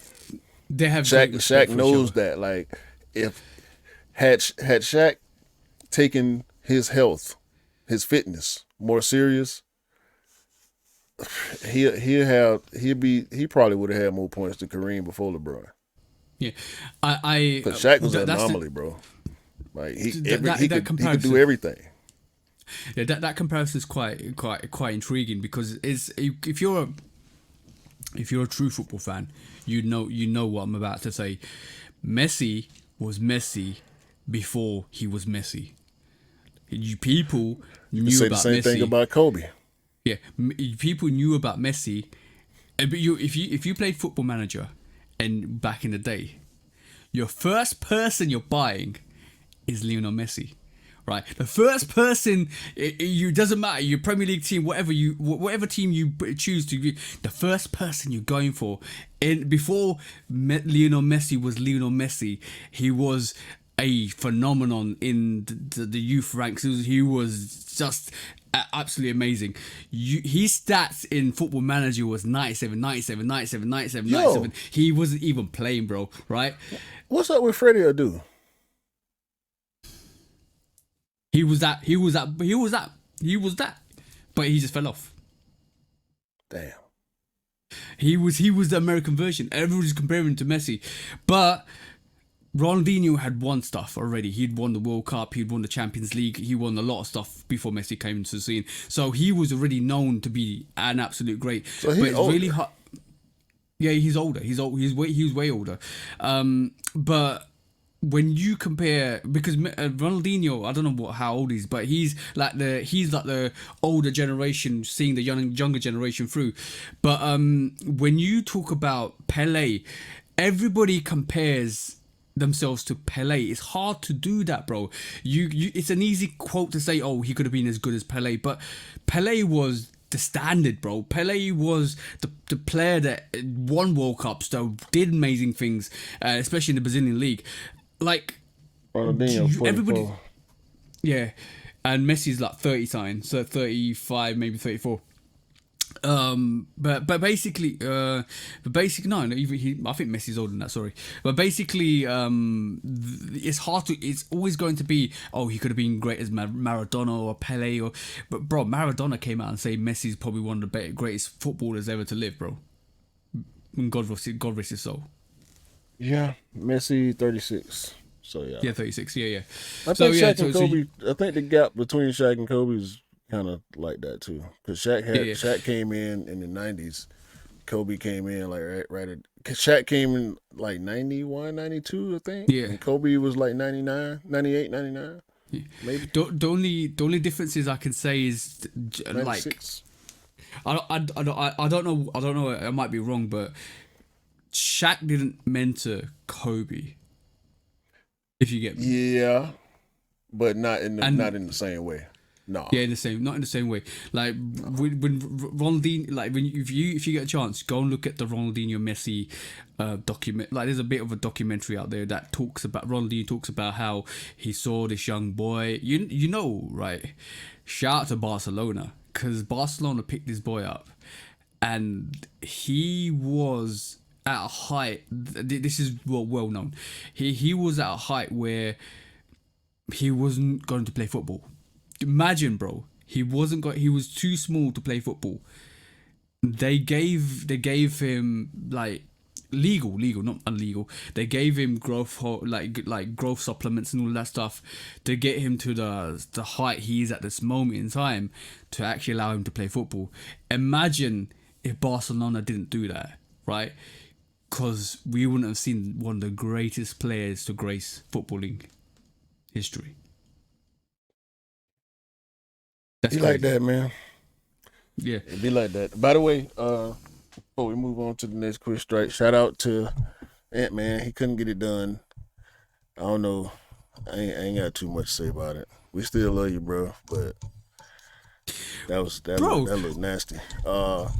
And shout out to Kyrie. He get to get his revenge on Boston. I don't care about who wins, but I don't want Boston to win. So I want Kyrie. I'm not looking forward to having a conversation about Luka with a championship, but I mean, it's Boston and Dallas. If I got to pick, I'm gonna pick Dallas. So I want to ask you a quick question before we move into the quick strike.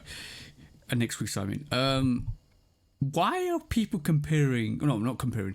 Why is people out there saying that Ant-Man is Jordan's son?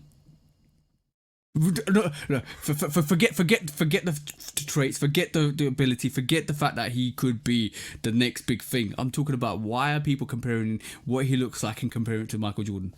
It's the same thing they did to Jimmy Butler, bro.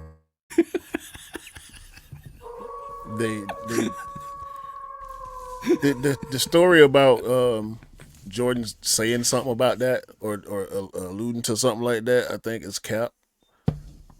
But you know, they trying to line up dates when Jordan would have been in, like when he played for the Wizards, they played against the Hawks on this day. Ant-Man was born 9 months later. So yeah. That was a crazy one. People are reaching, bro. People are proper reaching. But he does slightly look like Ant was born in 2001. Jordan's last year was 2001. Okay. And he played against the Hawks in Atlanta 9 months before Ant-Man was born. Well, that's not the right sound effect. That's and then they be doing the split faces like they did with Jimmy Butler. Yeah, they do look similar. They look similar, bro. What you trying to say, bro? What you trying to say? I ain't saying shit. Let's quick strike. That's what I'm saying. That's what I'm saying, bro. That's what I'm looking for. Next quick strike, bro. Next quick strike. If I can get a button, there you go. So next quick strike is about Salehe Bembury, bro. What you got for me? I kind of figured these Crocs was gonna go crazy. Yeah, but they really did go crazy. They sold out very quickly, and a lot of people was disappointed. They ended up being $165, depending on where you live. $140 and $25 shipping. It's crazy. $25 shipping is always crazy. Yeah. That's the one thing I hate about shopping with boutiques is the shipping. The shipping be slow sometimes, but it's often high. At least $15 shipping. I can't remember last time I shopped at a boutique that wasn't at least $15 shipping. But people got W's, man. I mean, it wasn't. There's a lot of disappointed people. Put it like that. People thought these were gonna be easy. I can't imagine a world where these would have been easy to cop. So I can't. I don't figure how a lot of people seem outraged about how quick they sold out. Unless they feel like it got botted out. If you feel like it got botted out, cool. But you can't be mad about this Salehe Crocs sneaker, the first of its kind, selling out fast. Yo, that's crazy because you know they're going for like £500. So I'll just literally check StockX. That is crazy, bro. For a Croc. It looked dope on feet, bro. It looked dope on feet. They look interested. interesting rather. When we first saw him, I remember being a little intrigued about him. I can't remember exactly how I spoke about it. You know, it's a podcast. We cap sometimes. But it ain't like I'm finna run out and get him, but I will be interested in seeing what the black pair look like. Yeah, definitely, for sure. It'll be Or like interesting to see what the a black blue pair. Yeah, black or blue. I would like to see them in black or blue, and whatever color bottom they decide to put on it. I want to see what's next for this silhouette because I might make some considerations, bro. Yeah, Be honest with you. I might make some considerations for this one. I think the first one's always going to be the best one. In terms of not the best one, the first one's always going to be quite expensive because it's the first of its kind, and that's what makes it kind of crazy. I'm definitely going to say, like, with a lot of these colorways, if you saw the Action Bronson New Balance, it's got a load of great colors on it. I do feel like right this moment in time, it's a good period to have vivid, bright, not even vivid, bright, different colors, different, like when you look at this Salehe Bembury, you got green, you got pink, or like this light pink on it as well. It's all these different colors coming together to actually produce this sneaker. It's I think we're in an era where it does, if the colors go really well together and it's a collaboration, it's going to do really well. It will do absolutely really well. And there is a lot of New Balances, especially Action Bronson New Balances, which are crazy, like crazy colors, and they just hit, absolutely hit. Yeah, he about to drop another colorway, so yeah, I think it's a different silhouette too this time. 2002, yeah. I think. Yeah. That's the one. I think that's the one. But yeah, it's great. It's no longer like only having like black variations or white variations. You got a load of colors you can actually pick from now, which is awesome. And it's gonna be hard to flex them. To be honest, you got to kind of think about what you're gonna wear with them. But that's the good challenge. Oh no, I might beat them. Might wear them work shit. If they drop some black ones, yeah. I might end up wearing them to work. Ain't no telling. That's the one. All right, cool. That was work shoe though, but yeah, real expensive. No, not unless you got it for look. 160, yeah, that is still expensive. £165. I was about to flex there. I was like, no, that's not expensive, but it is when you really think about it. And we ain't made the money just yet. Yeah. Not yet. But yeah, let's move on to today's main topic because I was thinking about this week, and I because we talked about Travis Scott last week, and it was intriguing to look at the fact that we're getting more Travis Scotts left, right, and centre, and I mean the lows, and he's got like 4 variations of cut the check sneaker, like why does like. This main topic's about Adidas and Nike. Why is Adidas fumbling the bag all the time? Like I don't understand when they're onto a good thing. They like for instance, I'm gonna bring up this this week we saw like Yeezys drop recently. We get more and more Yeezys, which is great for the people that want them. We're getting the Wave Runners back. We're getting the Pirate Blacks. We're gonna get the Turtle Doves. The Wave Runners was only kid sizes. No, we get the last set of Wave Runners is going to release on the last couple of days in June, like for the release. I think it's touted from like the 27th of May to the 13th of June, and then we're going to get more releases from the 6th of June to the 13th of June, and the Wave Runners full men's sizes is coming out then. That's the last couple of sneakers they're going to release, and they're going to be the hyper sneakers they're going to release.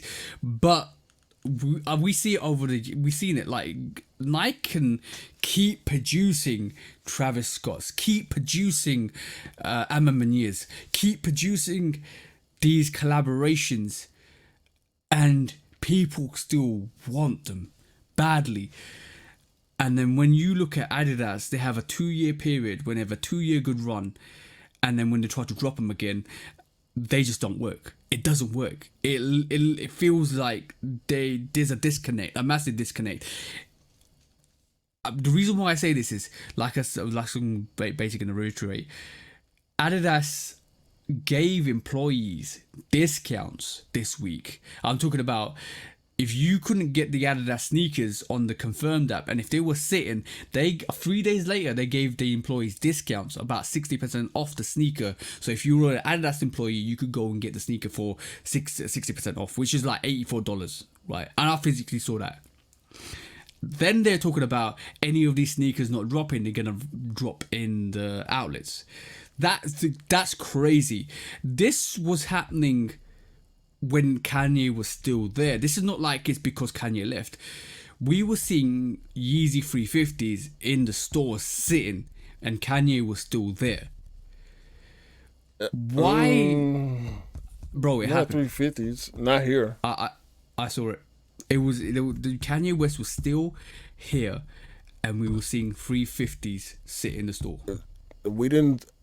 I don't recall seeing 350s. I remember seeing 380s. Yeah, and 380s. I remember seeing the 350. The what is it? V2, the knit ones. It wasn't V2. V whatever it was. The funny looking 350. They look even funnier than the original. The V3 compacts. The compact, yeah, those were sitting. Compacts. The basketball joints was sitting. Yep. But I don't really remember any colorways. Nah. Here, no colorway of 350s really sat anywhere. Yeah. But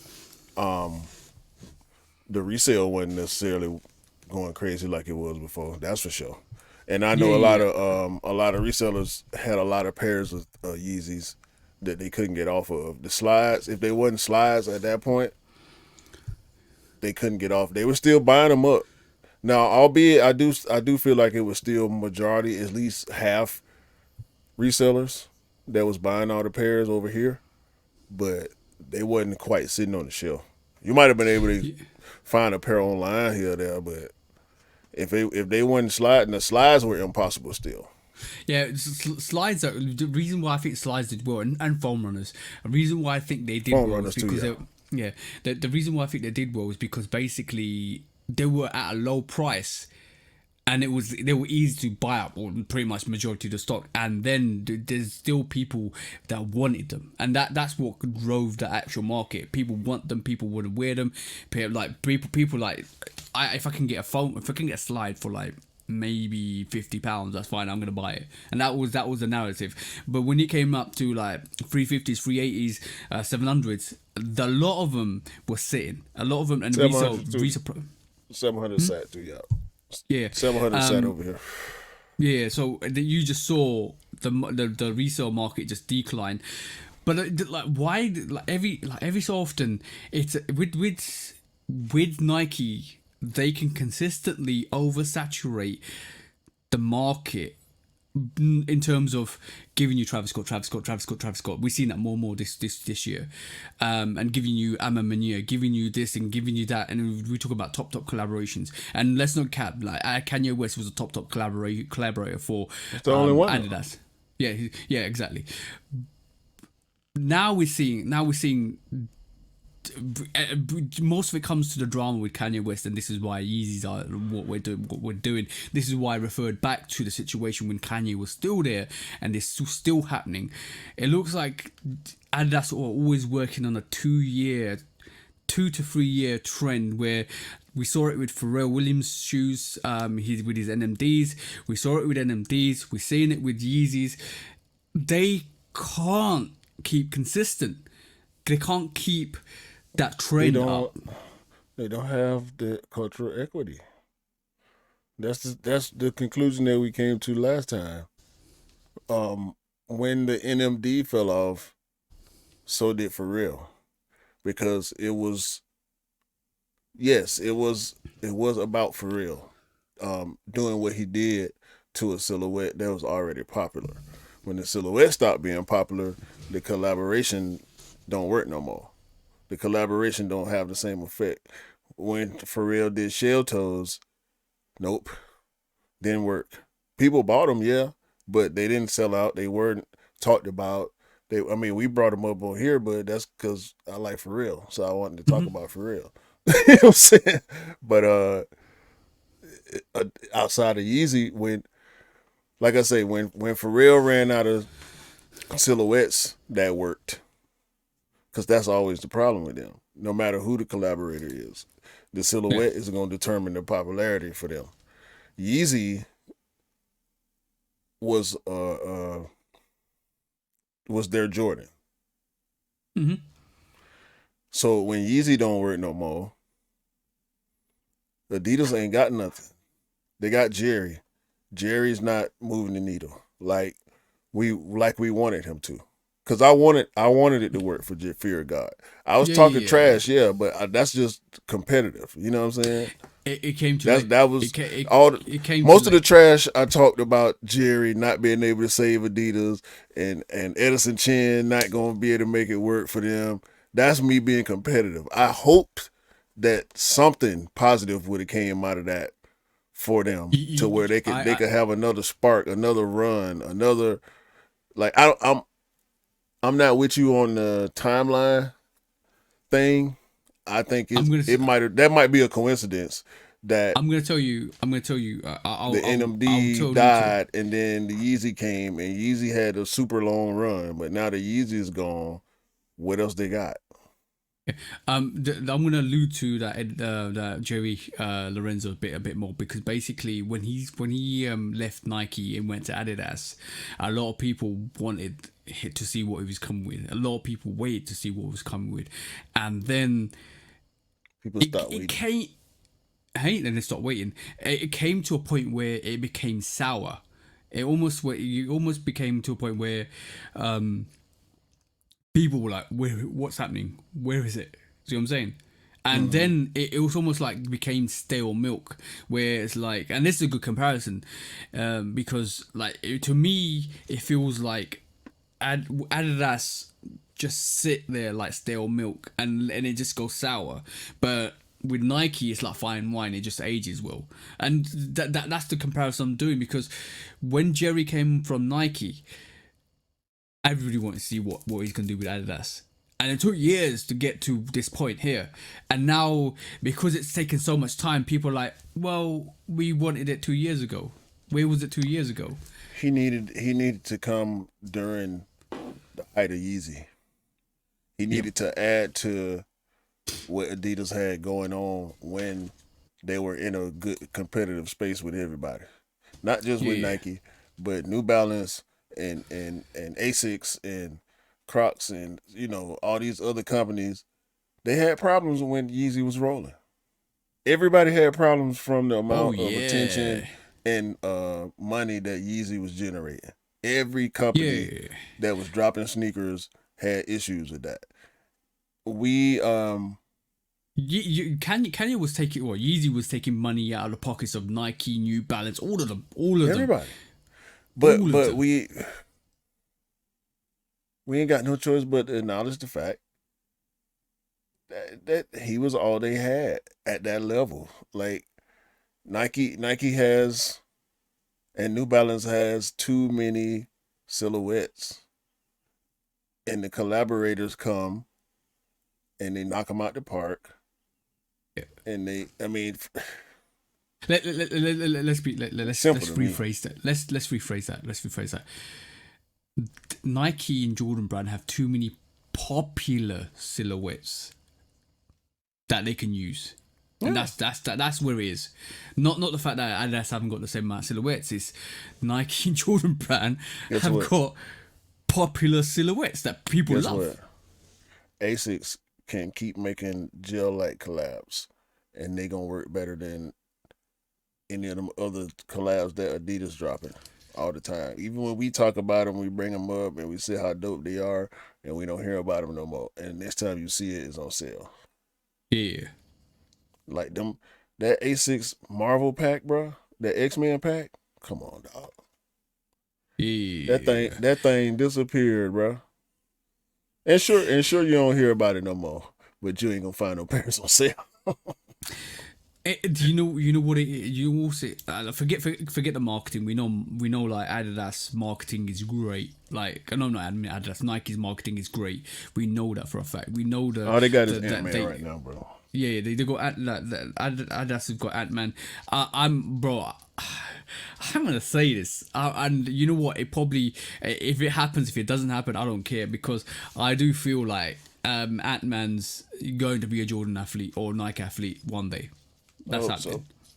so. That's happening. I hope But so. He going in though. He made a new commercial. yeah, I mean, his commercials be funny, bro. His commercials be funny. See, if y'all ain't seen, check the new Ant-Man commercial where he addressing the haters. Ant-Man's so Atlanta, bro. He's so yeah. Atlanta. I love him to death, man. We must But protect Ant-Man at all costs. but it's like when we talk about staple of collaborators, we obviously we've seen Edison Chan leave, Sean Weatherspoon leave, but then they've replaced like obviously Virgil, God rest his soul, he passed away, but he set the trend for like whatever we're seeing now. Travis is there, Union's there, A Ma Maniere's there. Everybody, bro. Don't, you ain't got to go down the list. No, exactly. It's too long. Because you're going to end up the- leaving somebody out every time. Yeah, and shout out to everybody that's collaborated with Nike and Jordan brand, but And New Balance lives long too. It ain't just Yeah, Joe you- Fresh Goods. and it almost it's Go a ahead. staple of collaborators that really and like let's be honest, bro. The Jordan 1 is not doing well, but everybody wants that Travis Scott one low. Everybody will want that Travis Scott one high when it comes out, when he does one, when he decides to do one. Everybody wants that Jumpman Jack sneaker, which is his own silhouette. Like that, the influence that their staple of collaborators bring to the table is crazy. Like when we talked about A Ma Maniere and you just set the standard with that A Ma Maniere 3, and bro, they do their thing. I just don't see it from an Adidas perspective. And you're right, you were absolutely right there when you talked about Kanye West being the only, because who can they rely on now? Bro, at this point, like I said, all they got is Ant-Man. Ant-Man doing good. So they had to hope for that to continue in the future. However, and they got to hope that he don't want to leave. However, cause Nike should have threw a big enough bag at him for him to go over there. I think that's Yeah. the only reason he probably went to Adidas, because Adidas offered him the most money, and I think he's also maybe other brands didn't see his potential when Adidas did. So shout out to them for that, possibly. yeah. But at this point, we went from looking to give horse in the mouth to beating a dead horse, because this conversation is boring.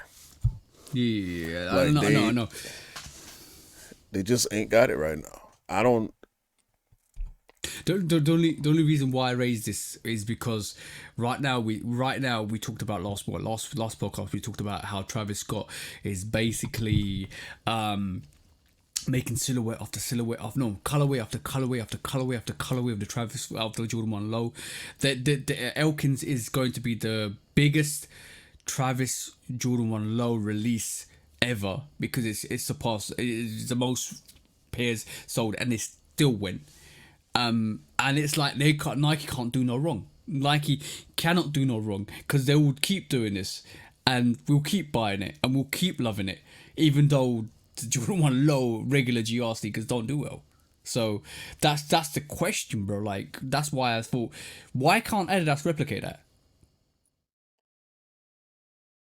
Because they don't have the juice. They don't have the materials. They don't have the silhouettes to do it. That's the conclusion every time, bro. It's the same conversation. It's do better. They ain't got it.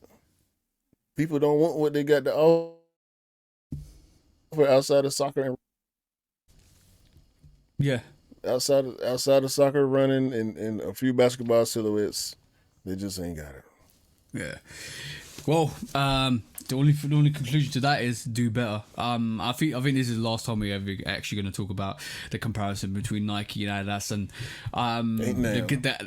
the Gazelle wave ain't gonna last for long. Like I can't see that lasting for long. Show toes are gonna be give it another 2 years. No, people still wearing a lot of Sambas.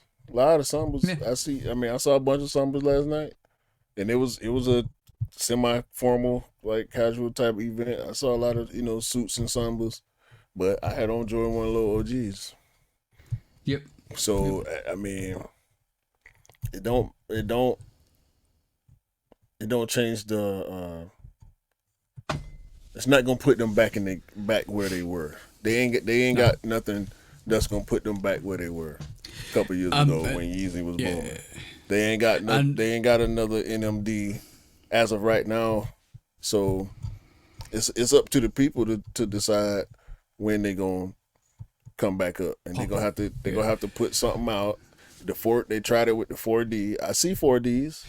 I see 4Ds all the time, but Yeah. the 4D didn't pop with the culture. What's the one they tried? They tried with Bad Bunny, the running shoe. For you mean? Oh yeah. I know what you mean. CL. Yeah, response. CL response. Response. Yeah. Yeah. That one didn't catch on. They trying. Yeah. The funny thing of the whole situation is the fact that Nike always respond back, and they always say, "All right, cool, you do that, we'll do it even better." Bang. We'll release a cult classic plan. We'll release Fuel Generals. We'll release Terminators. We'll release this. We'll release that, and then they just say, "All right, cool, we'll trump you and reverse you." See, I appreciate the responses from Nike. Like, I appreciate them bringing the Field General back in response to the Samba, but that's petty. We're gonna get into that too in a minute. That's just pettiness from Nike, because once Yeezy stops, it's over. Yeah, and they liquidating. You know what I'm saying? Like what you were saying. Oh yeah, about this is the whole thing. This liquidation. 60% off for employee. That's liquidation at its finest. You know what I'm saying? They trying to get whatever they can get for this stuff and get it out of here so they can move on from the situation. Yeah, and like it is happening. It's like a couple of podcasts ago we talked about how Adidas was Adidas were just saying, "Here's 500,000 stock, get rid of it." That's what they were doing. Mm-hmm. This liquidation. They're just rubbing their hands and moving on to the next venture. But yeah, it'll be interesting to see what Adidas do next. Yeah.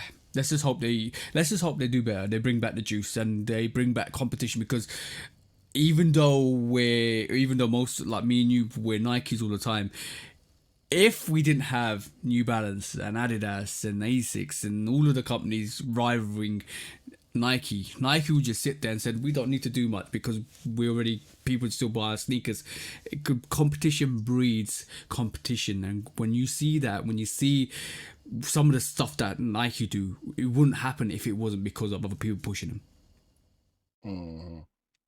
So it's good to see. Let's just hope it happens. Let's hope it happens. But that was today's main topic. Let's not talk about Adidas and Nike anymore going forwards, except for what you're gonna do in the court case. But This will be the got last two time. questions.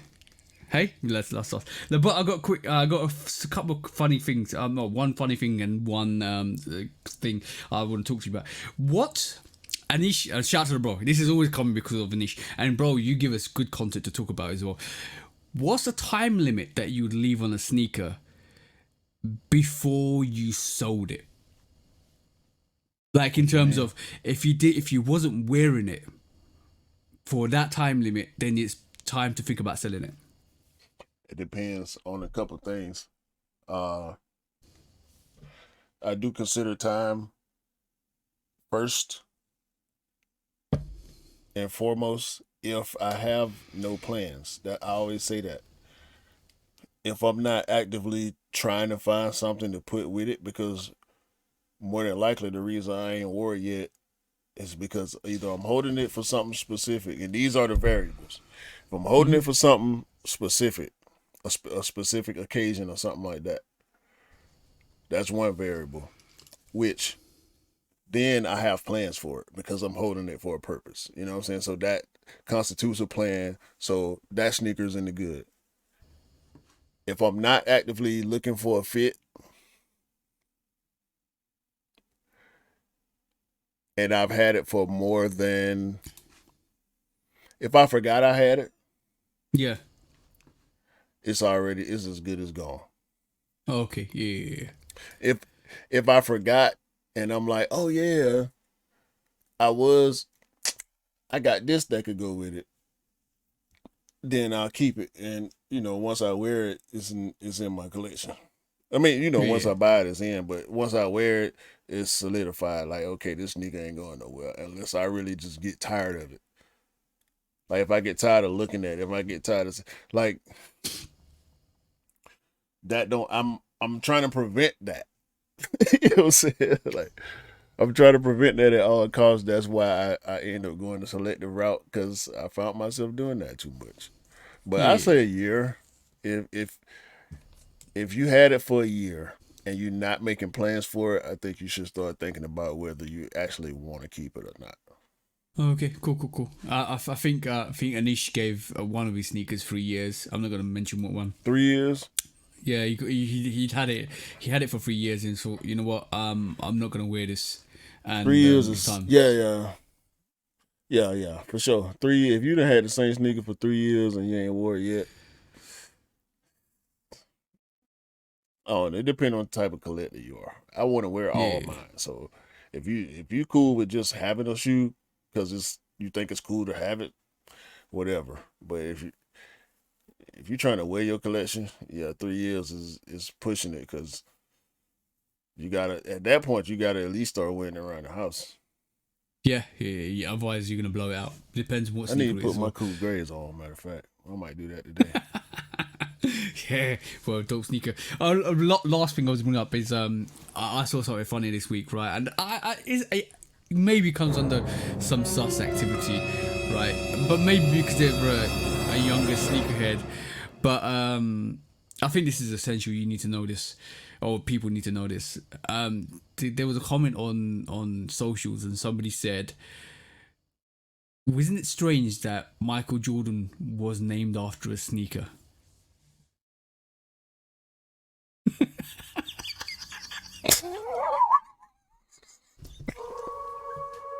What the? albeit that they were young. But come on. Yo, Michael Jordan was named after a sneaker. Get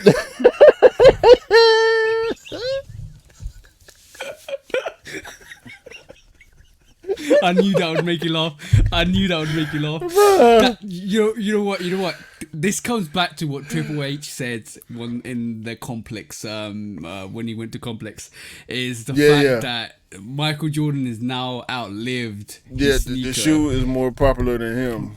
Yeah, and because of Travis, it's that Travis effect. Because people like Travis Jordan 1 low. Why is Michael Jordan named after Jordan?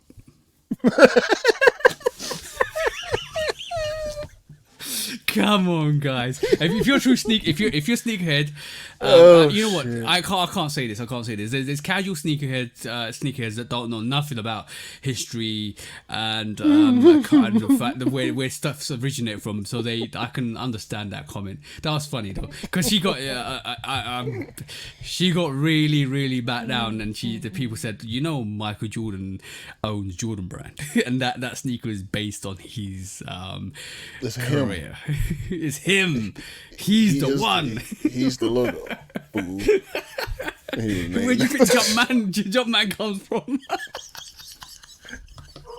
He was named after you. That was great. That made me laugh. I wrote it down. And I actually wanted to say that to you. But you know what I'm gonna do going forwards? I'll show you. Right, I've got a black chalkboard coming that's gonna sit here, and it's every time I think of something, I'm gonna write it down there, and I'm gonna read it on the podcast. I'm not looking forward to this. I'm really not looking forward to this. Because I'm not going through my phone. I'm not going through my phone to look for articles. I'm just gonna write it down there, like boom, boom, boom, boom, and you be like, bro, this, and this. Trust me, it's gonna be funny. It's only gonna be funny stuff and ideas. You know what? Secret board of ideas. I hate it here. You actually do love it.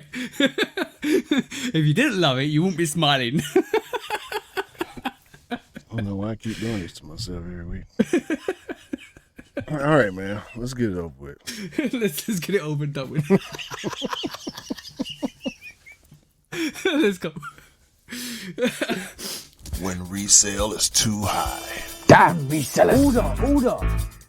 When hype beats go too far. These damn hype beasts. Order in the court. Order. When the back door opens. Guilty. It's time for Order in the court. the sneaker court of public Guilty. opinion.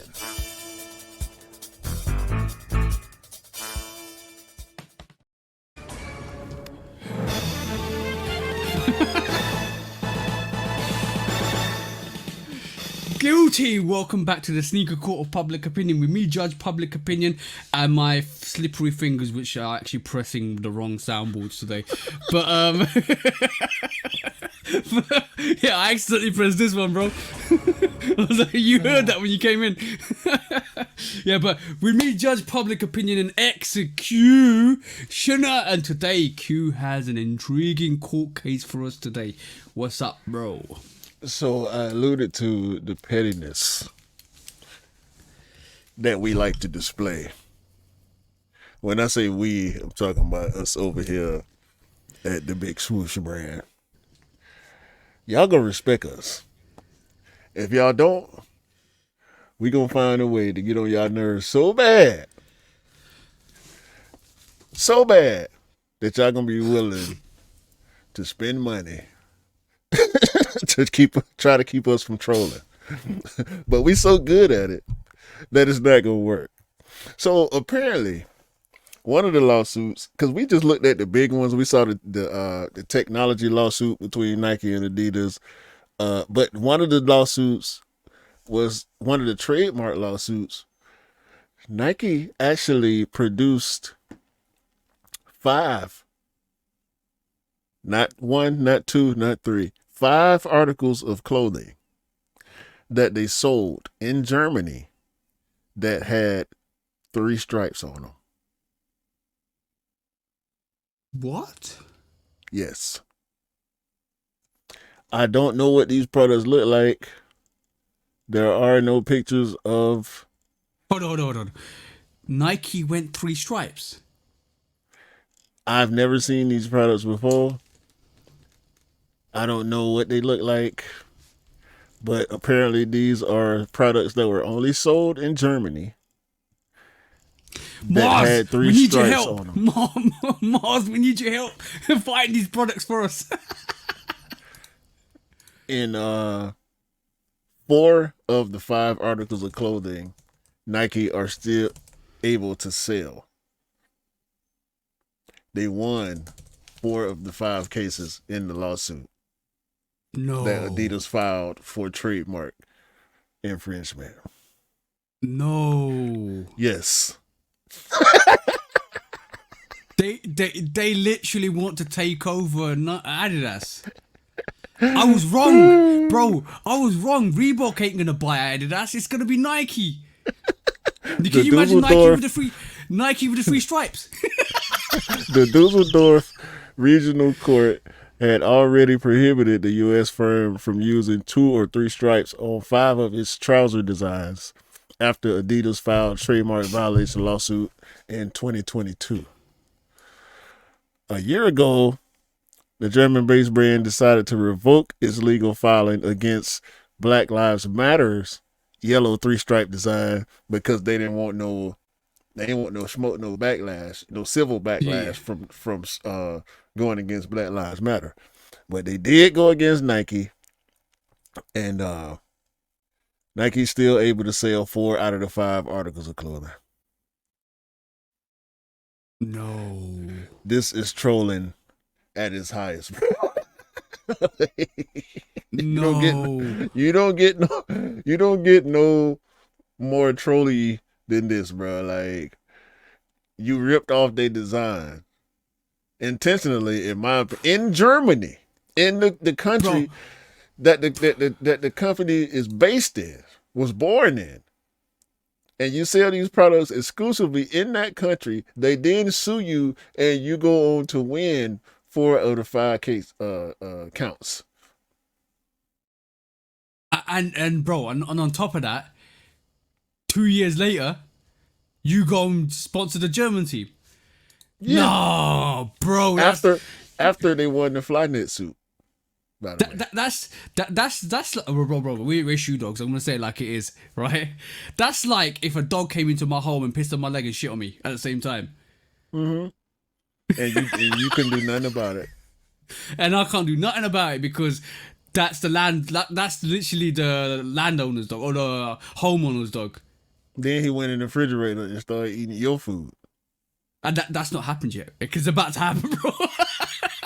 No, that's what they do. Because they won 4 out of 5. 4 out of 5. Crazy. Yeah, they eating your food, bro. Because now they can sell pants with 3 stripes on them. Mars, if you're listening to this, I'll probably already contacted you because I want to see that stuff. I want to see that stuff. I want to see it.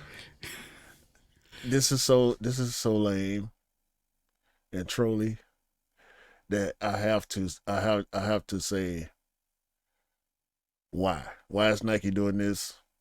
Because they petty. This is a trash move. This is super petty, and they spent money on this. Both sides spent money on this. This is ultra petty, bro. This is horrible. I don't like it. Well, so what's the verdict, bro? Are you making Nike guilty here? I'm a bit confused. Are we saying Nike is guilty for being petty? Yeah. Okay, cool. That's all I need to know. Hold on.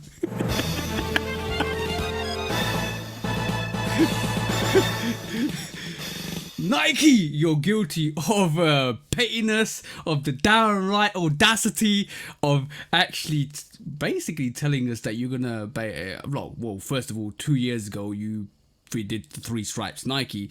2 years later, you basically bought a German team. And maybe 2 years later, you will have a Nike Adidas collaboration when you buy them. I don't know, maybe possible, but you're being paid right here. That's all I'm saying, bro. This is crazy. That's crazy. I did not know that. I did not know that, bro. Can you imagine it, bro? Nike swoosh with 3 stripes, like literally 3 individual units all come together with a Nike swoosh. That's crazy. That design is crazy. I want to see it, bro. I still ain't seen it yet. We gotta find it. No, you know what I'm talking about. Where you got a swoosh and it's cut into 3 bits, top, middle, bottom. No. Don't try to describe it to me. Yo, that was. I want to see it. I want it to be real to me. I want to see if Adidas had a legit gripe. That's why I want to see it. Okay. We win. That's petty. That's petty. That's pettiness 101, bro. That's pettiness 101. Hey, it might be pettiness 102. Cool. I don't know. That's advanced pettiness. Yo, if it's advanced pettiness, isn't it pettiness 1,000%? This is like the trigonometry of pettiness. You know what I'm saying? You ain't playing chess anymore. No, Nike's not playing chess anymore. They're playing 4D chess, bro. You got levels to this. You know what I'm saying? You know what I'm saying? This is the World Cup of pettiness right here. The Super Bowl of pettiness. Yo. Oh man, yo, that's. I don't know what to say. There's nothing I can say, bro. That was sneaker cool for today. Ain't nothing else to say.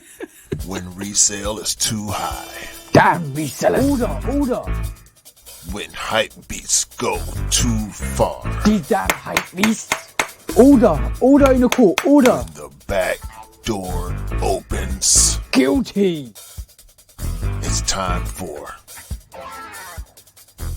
Order in the court. the sneaker court of public Guilty. opinion.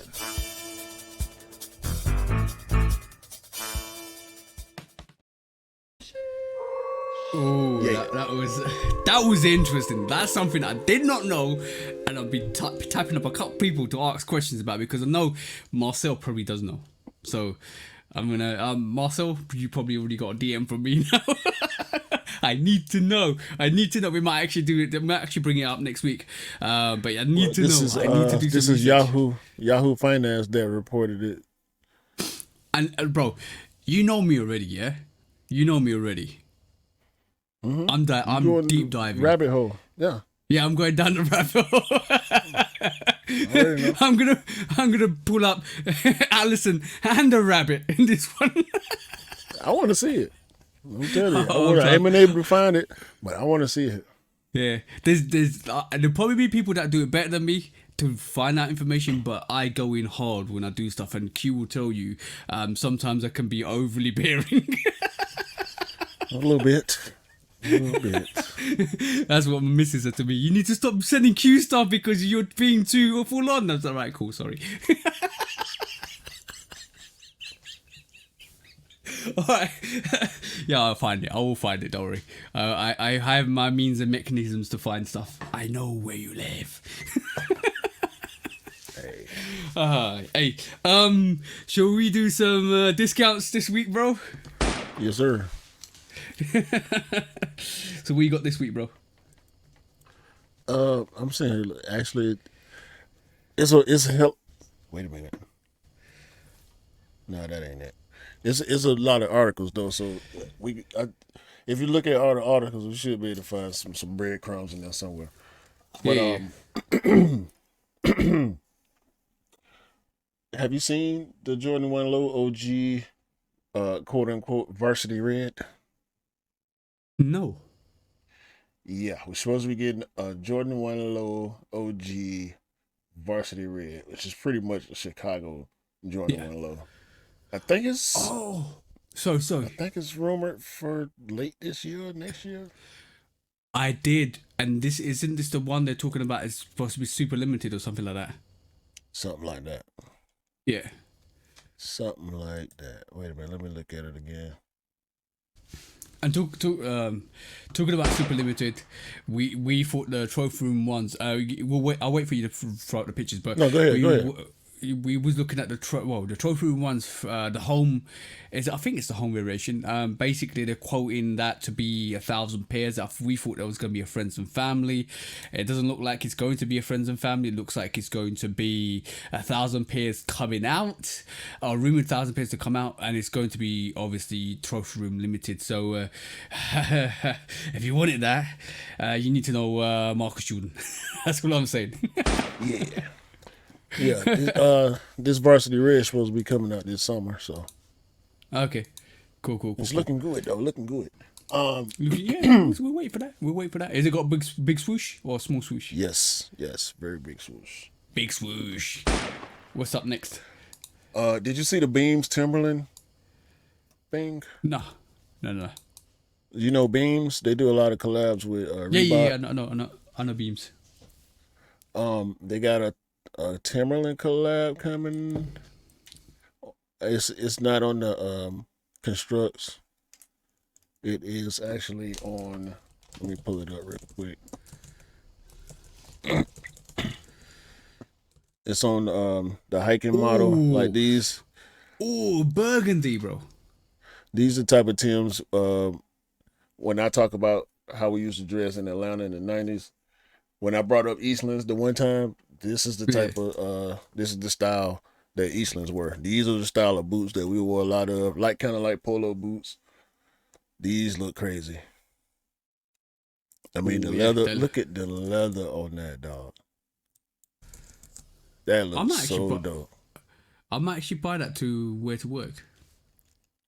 That's crazy, bro. So yeah, they clean. They clean. You could dress them up. Yeah, for sure. You could dress them up. So shout out to Beams and Timberland. That was hard. Yeah, those look hard. Looks like we're getting a variation of the Answer 3 in gold. That's coming out soon. Reebok Answer 3 gold, which is great because obviously we've seen that silhouette come back, which is awesome. Yes, sir. Shout out to AI. Shout out to AI. And they look absolutely dope. Go and check that out if you can. Go and look at that. Just put Reebok Console Free Gold, and you see the variation. Very beautiful. It does look great, to be honest. So actually, you know what? I'm gonna pull the picture up because I'm not giving it justice. This picture is absolutely phenomenal. And while you're doing that, look. Adidas also got a crazy one in a red suede. Look at that. Oh, if I can get the picture. Yeah, I did see those. I did see those. They're crazy. Crazy. AI, man. That looks crazy. We're going. Yeah, no, the level looks crazy as well. They're calling it Turo. I'm not gonna go that far because it's a bite. We know what's up. It's a red and black crazy one, aka Kobe one. Yeah, I actually saw that silhouette. I actually saw the silhouette in Foot Locker. That is a heavy sneaker, bro. Very heavy sneaker. Yeah. Moving on. Any more you got? I got Adidas Gazelle Olympics. It's a red pair of gazelles with the Olympics logo. It's a dope sneaker. And you did mention gazelles too. Yep. Did you see that one? No. Let me share it with you right quick. This might be. I think Mars might be going in for this. Oh, that's actually nice. I like the way they did the actual the tongue on that with the Olympic torch, which is great. Absolutely dope. Guys. If you're listening to us, go and check out the models we're saying, the Olympic Gazelle. They it's worth just checking them up to have a look at them while we're talking. But anything else on your side? Also, DT96 Max, a white and gold colorway. Dion was showing off the other day. So we should be getting the white and gold pair. It was a retail pair. It had the air bubble on it. So yeah, I saw that. And by the way, he did say who else has got their face on the sneaker, didn't he? Was it Dion? No, it wasn't Dion. It was Prime Time. Yeah, Dion Sanders. Yeah, Dion said, yeah. Spike Lee, the only other dude I can think of. Yeah. Right now. With his physics, yeah. Yeah. Jordan, Year of the Snake, 2025. We are getting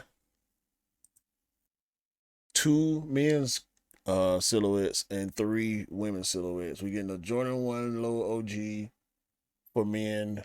We're also getting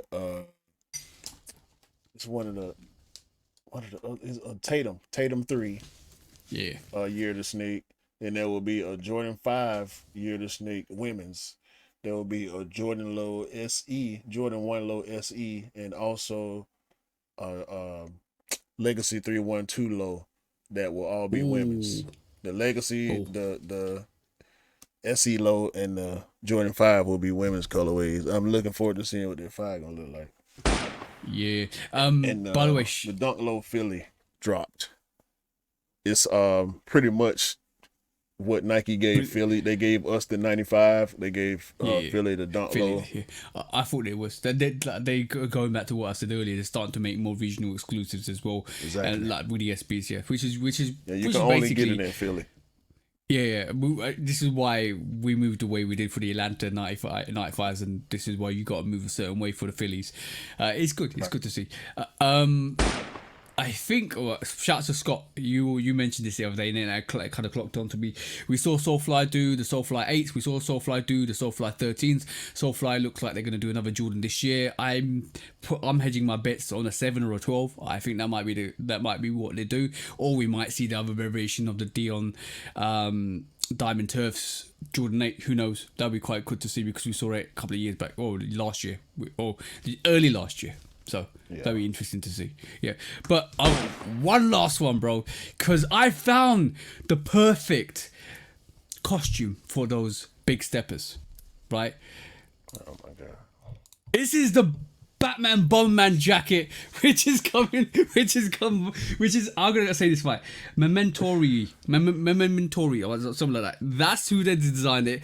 I'm gonna call you can wear this with the big platform Balenciaga, and literally call yourself the Bat Stepper Man for this occasion, and you can go be the Batstepper Man villain for this scenario. But yeah, that's coming out. That's crazy. If you will roll for that, that's the bomber jacket and it has the cape. Look at that, bro. Look at that, bro. Perfect for every villain situation. If you want to be alternative Batman. Yeah, them K54 threes hard though. They coming, so y'all stay on the lookout for them. You know what? It's really funny. Every time you go to Factory Depot. They dope, bro. I mean, K54. You know, like I said, the last couple years, you know, they actually it wasn't even K54. I'm thinking about the PSG 7s. The K54 7s didn't do too well either. They dope though. I don't want to hate on them. I need to look at them. I know they cheap. Yeah, what, the K54? I got them. I think I got them right there. The blue box there. Yeah. No, that's the PSG 7. Oh, the K. Oh yeah, sorry, I got confused. Yeah. The blue one with the stripes. It's the K54. Yeah, that was hard actually. I haven't actually got the money. I was looking to go circle back and get them. I actually might circle back and get them myself as well. Probably cheap as hell now. Yeah. Very cheap. But yeah, that was that was. Go on. I'm finna put the logo T-shirt on TeePublic. Oh, okay, yeah. Go on. I'm gonna put the podcast. Look, I got a store on TeePublic where I've been dropping some of my designs.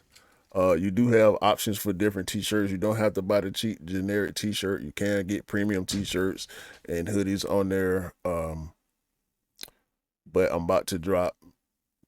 And by the time y'all seeing this, the podcast wax stamp logo T-shirt will be on there too. If y'all support the pod and y'all rock with us, y'all want to get one, y'all can do that. On TeePublic, it'll be under 808 Kicks AT. Change it later. I don't know, but I just went with the regular, my regular name. So. We might attach it to the YouTube video as well. There'll be a link on the description so you can. I'll throw the link on there. Yeah. So yeah, just if you rock with us, support with us. If you want to rock anything shoe dog wise, go and buy yourself some merchandise and support the channel. It'll be multiple colors that you'll be able to cop. Yeah, I might do like 5 colors of our choosing. So we'll get with we'll figure that out. We'll have that ready for y'all by the time this episode come out. Yeah, but we're also cooking something. And I love the fact that we did that logo as well. I'm not gonna mention anything else. Nothing else. That's gonna be our own brand. That'll be a separate thing. Yeah, that'll be a totally separate thing. That won't be attached to my channel. And actually, whenever we do that, we can put the pod stuff over there. Yeah, exactly. That's gonna be something. Yeah. It's gonna be something special that me and QQ are cooking up, and it's going to be absolutely awesome because we keep working and we keep doing. We try to do amazing things, but yeah, that was the podcast for today, bro. It was, wasn't it? Yeah, it was an entertaining podcast, especially when Mrs. Q's corner came along. That was quite funny. There's a lot of heat coming up along the way. There's a lot of things. Kind of the K54 freeze for your factory reset every time I mention the subject that is not a viable factory reset. Nah, you know these jokes, man. I'm chilling though. I already see what's going on for me in the next couple of months. So yeah. I'm gonna still be honest about things, but yeah, bro, I ain't worried about nothing but them A Ma Manieres right now, and I won't be talking about them too much more. Yeah, just like we don't talk about the favorite sneakers we're gonna cop because we don't bring attention to it, but that's just us being selfish. Well, that was it's for my mojo. It's for my mojo's sake. Oh yeah. I don't want to jinx myself. I don't want to trick myself out of it by hyping myself too much. I don't want to put my expectations up that high either. I'm gonna move like I'm gonna get it, but I don't want to trick myself into being too pissed if I can't. So yeah, But I'm not gonna say it because I'll probably will jinx you. But yeah, good luck. We're gonna get them. Yeah, definitely gonna get them. I ain't got no problem with saying that right now. We're gonna get them because no. That's how we gonna move. Yeah, we move, but I I know that you get lucky a lot with A Ma Maniere with yourself, which is awesome. Yeah, I'm gonna claim that. Yeah. Anyway, episode It's 119. through the necessary means. It's through the necessary means. Yeah, episode exactly. 119. We talking too much. Episode It's almost 119. 2.5. Getting back to our old ways. We gotta stop. Yeah, we need to stop talking too much at the start because we get too wrapped up in our conversations about what happened. But yeah, Good pardon. it's good fun. Yeah, well, I enjoy that, especially when Mrs. Q came on and gave us the very sensible advice that she does, because it's important that you listen to that and you keep culture and heritage at your heart ground and your forefront. But on that, bro, what episode 119 from me and from Q? Break it down, bro. Yo, continue. Listen, before I even say that, dance with your old lady. When y'all go out and there's music playing, just dance with her, bro. Like, I ain't saying cut the rug in the middle of the restaurant, but if it's space and opportunity to dance with your old lady, just do it. It don't matter if you can't dance or not. I seen that one dude, bro. He was acting ridiculous. And his wife was just smiling at him. He didn't have no rhythm at all, bro. Like, he had no idea what he was doing, and they were both cool with it. So if they could do that in public, you could do it too. Dance with your old lady, man. It's fun, and you might anyway. Episode 119. Please continue. And sing in the shower. It's good to sing in the shower. Sing in the shower is good too. It's good. It's therapeutic. Yeah. Continue to buy what you like, rock what you like. Don't blame. No. I'm moving too fast. Have a great day, great week, great month, great year, and then continue to buy what you like and rock what you like. And don't believe the hype, because the hype ain't real. You know what I'm saying? Because sneakers don't make you cool. You know what I'm saying? Because you make the sneakers cool. You know what I'm saying? By the way, we're gonna end this like we started this. Guess who's finished? That's right, we just finished. Shoe Dog's finished. Peace out, guys. Peace. Peace.